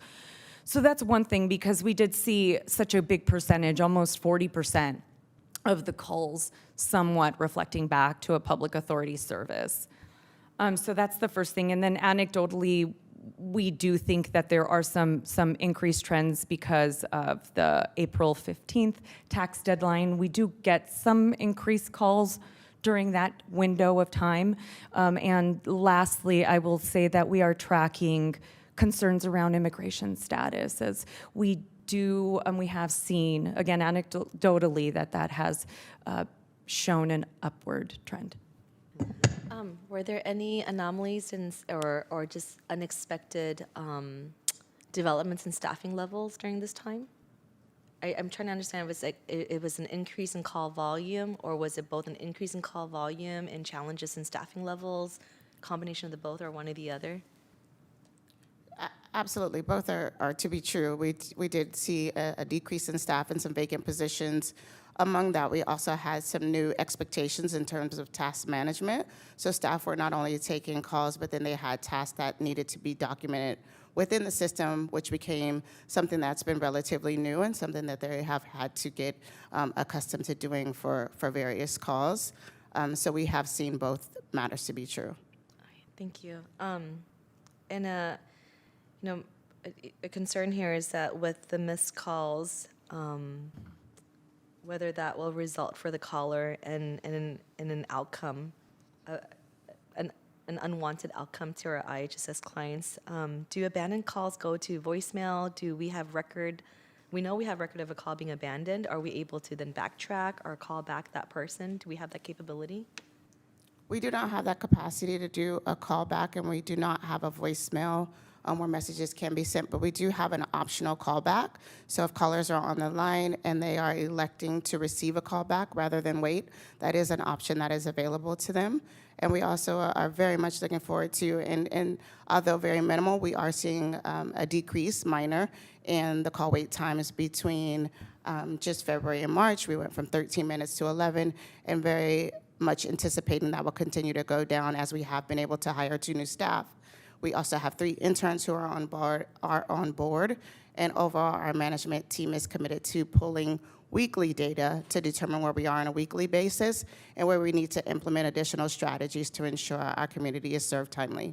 I think that's very encouraging to hear. So when a call is classified as abandoned, are they classified abandoned because they abandon the call? Obviously, they don't complete the call and they don't choose the callback option. That is one of the things that we've been trying to determine is where the abandonment is being captured, Mm-hmm. and so we will have that information relatively soon. That'll be helpful to know. I think Correct. at first blush, it reads very disconcerting, right? Right. But with more context, being able, like the tax season upon us, the number of calls that's actually being made for public authority functions versus IHSS. That's all helpful to understand how we can support you all in your work to meet our need, to meet the need and have the desired call wait time and the further reduction of abandoned calls. So this is a semi-annual report. When do we get this report back? I believe in September was the last time we presented this report. Okay, so we're going to see each other in September again on this item. I look forward to hearing what your analysis, assessment, and reviews yield to help us with continued operations of this function. Yeah, thank you. We look forward to making those quick improvements as well. Appreciate that. And thank you, Vanessa, for being proactive and reaching out to DEBS to see what lessons learned, best practices can be gleaned from there. We're excited to see where that goes. Thank you so much for your time. Right, we have a motion and a second. Have we done public comment yet? Not yet, but we have no requests to speak. Okay, so I will go, let's go ahead and go to a vote. Okay, perfect. Motion, apologies. Vice Chairperson Ellenberg? Yes. And Chairperson Young? Yes, thank you. Thank you. Motion carries. Okay, and last but certainly not least, receive report from the Office of the County Executive relating to guaranteed basic income programs, which is a favorite of this committee. Hi, Key. Go ahead and start whenever you're ready. Good evening, Keeley, Deputy County Executive. We have a very brief report on the status of GBI and happy to answer any questions you might have. I'll turn to Vice Chair for any questions. Yeah, thank you. I'll start with the end of just sharing for the public the exciting news that three GBI participants have landed full-time jobs in the county. 6 others have passed eligibility screening for community worker positions and are in the examination phase. I understand the GBI team is also working with ESUP.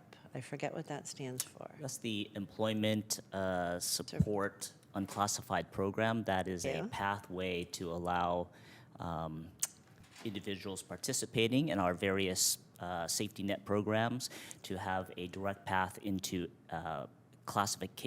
vacant positions that are deemed entry level. Right. And this is pursuant to board policy.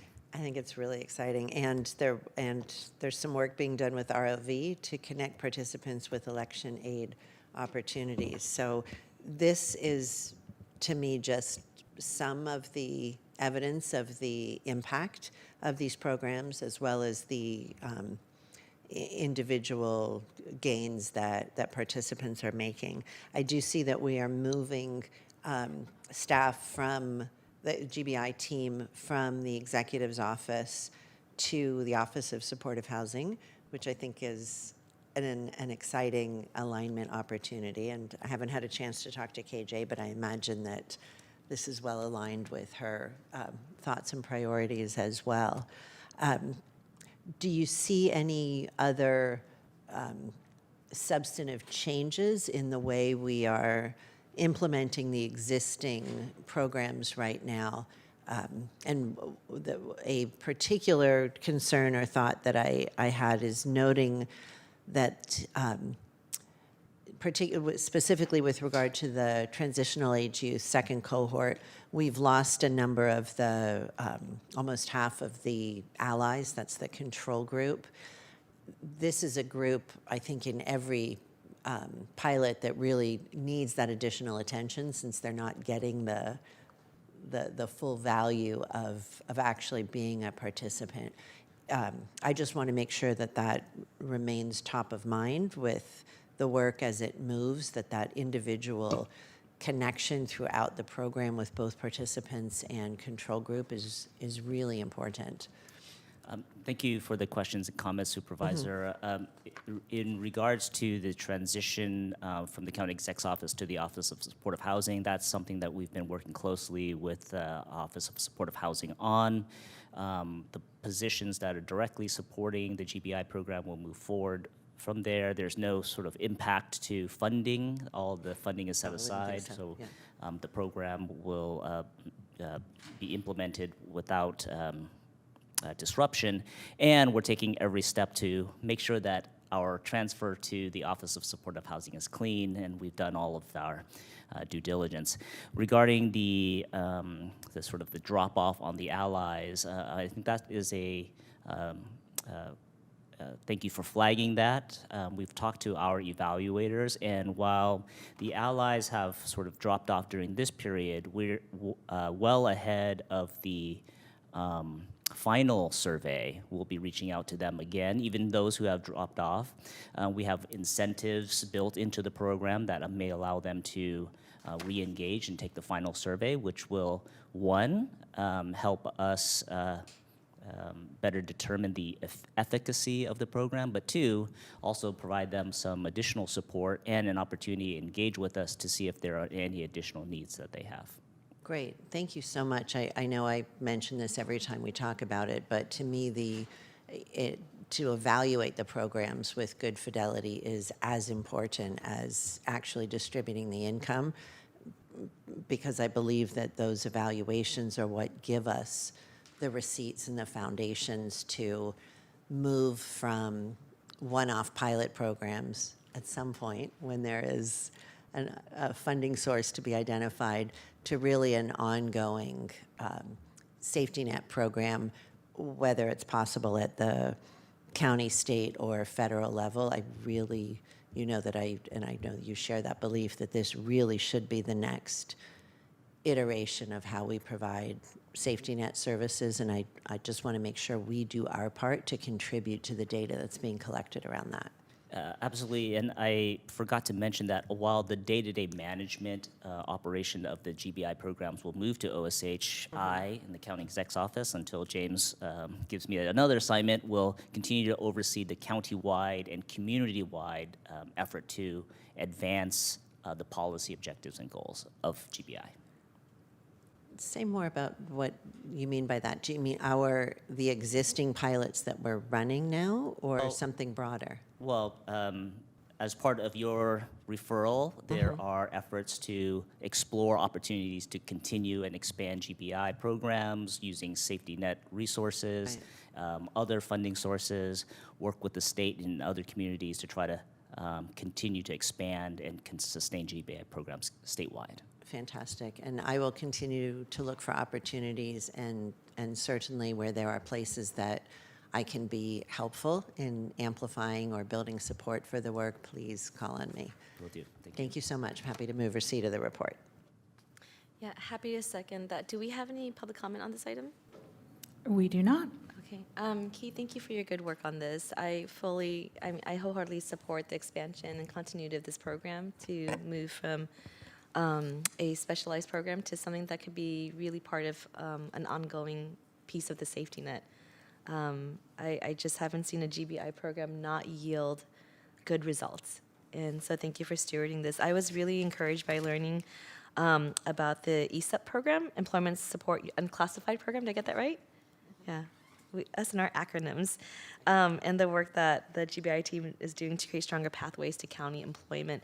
Is there a way to scale up this model to have our nonprofit partners or have other partners in community be also places of potential employment?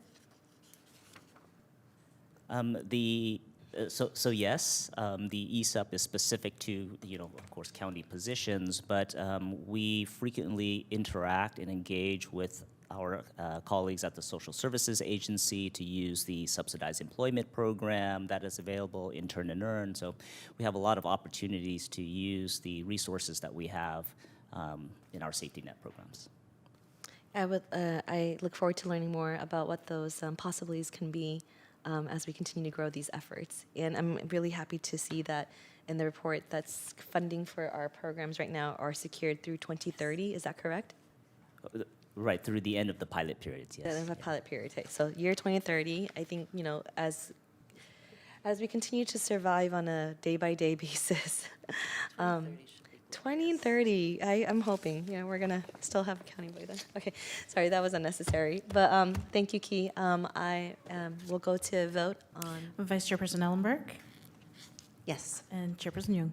Yes. Motion carries. All right, thank you, everyone. We will now adjourn the meeting to the next scheduled meeting of FGOC on Friday, May 1st, 2026 at 2 p.m. And, oh, it's Friday again, in Board of Supervisors Chambers here at 70 West Heading. Okay. Apologies in advance. All right, Friday, May 1st, 2 p.m. Thank you. This meeting is now adjourned.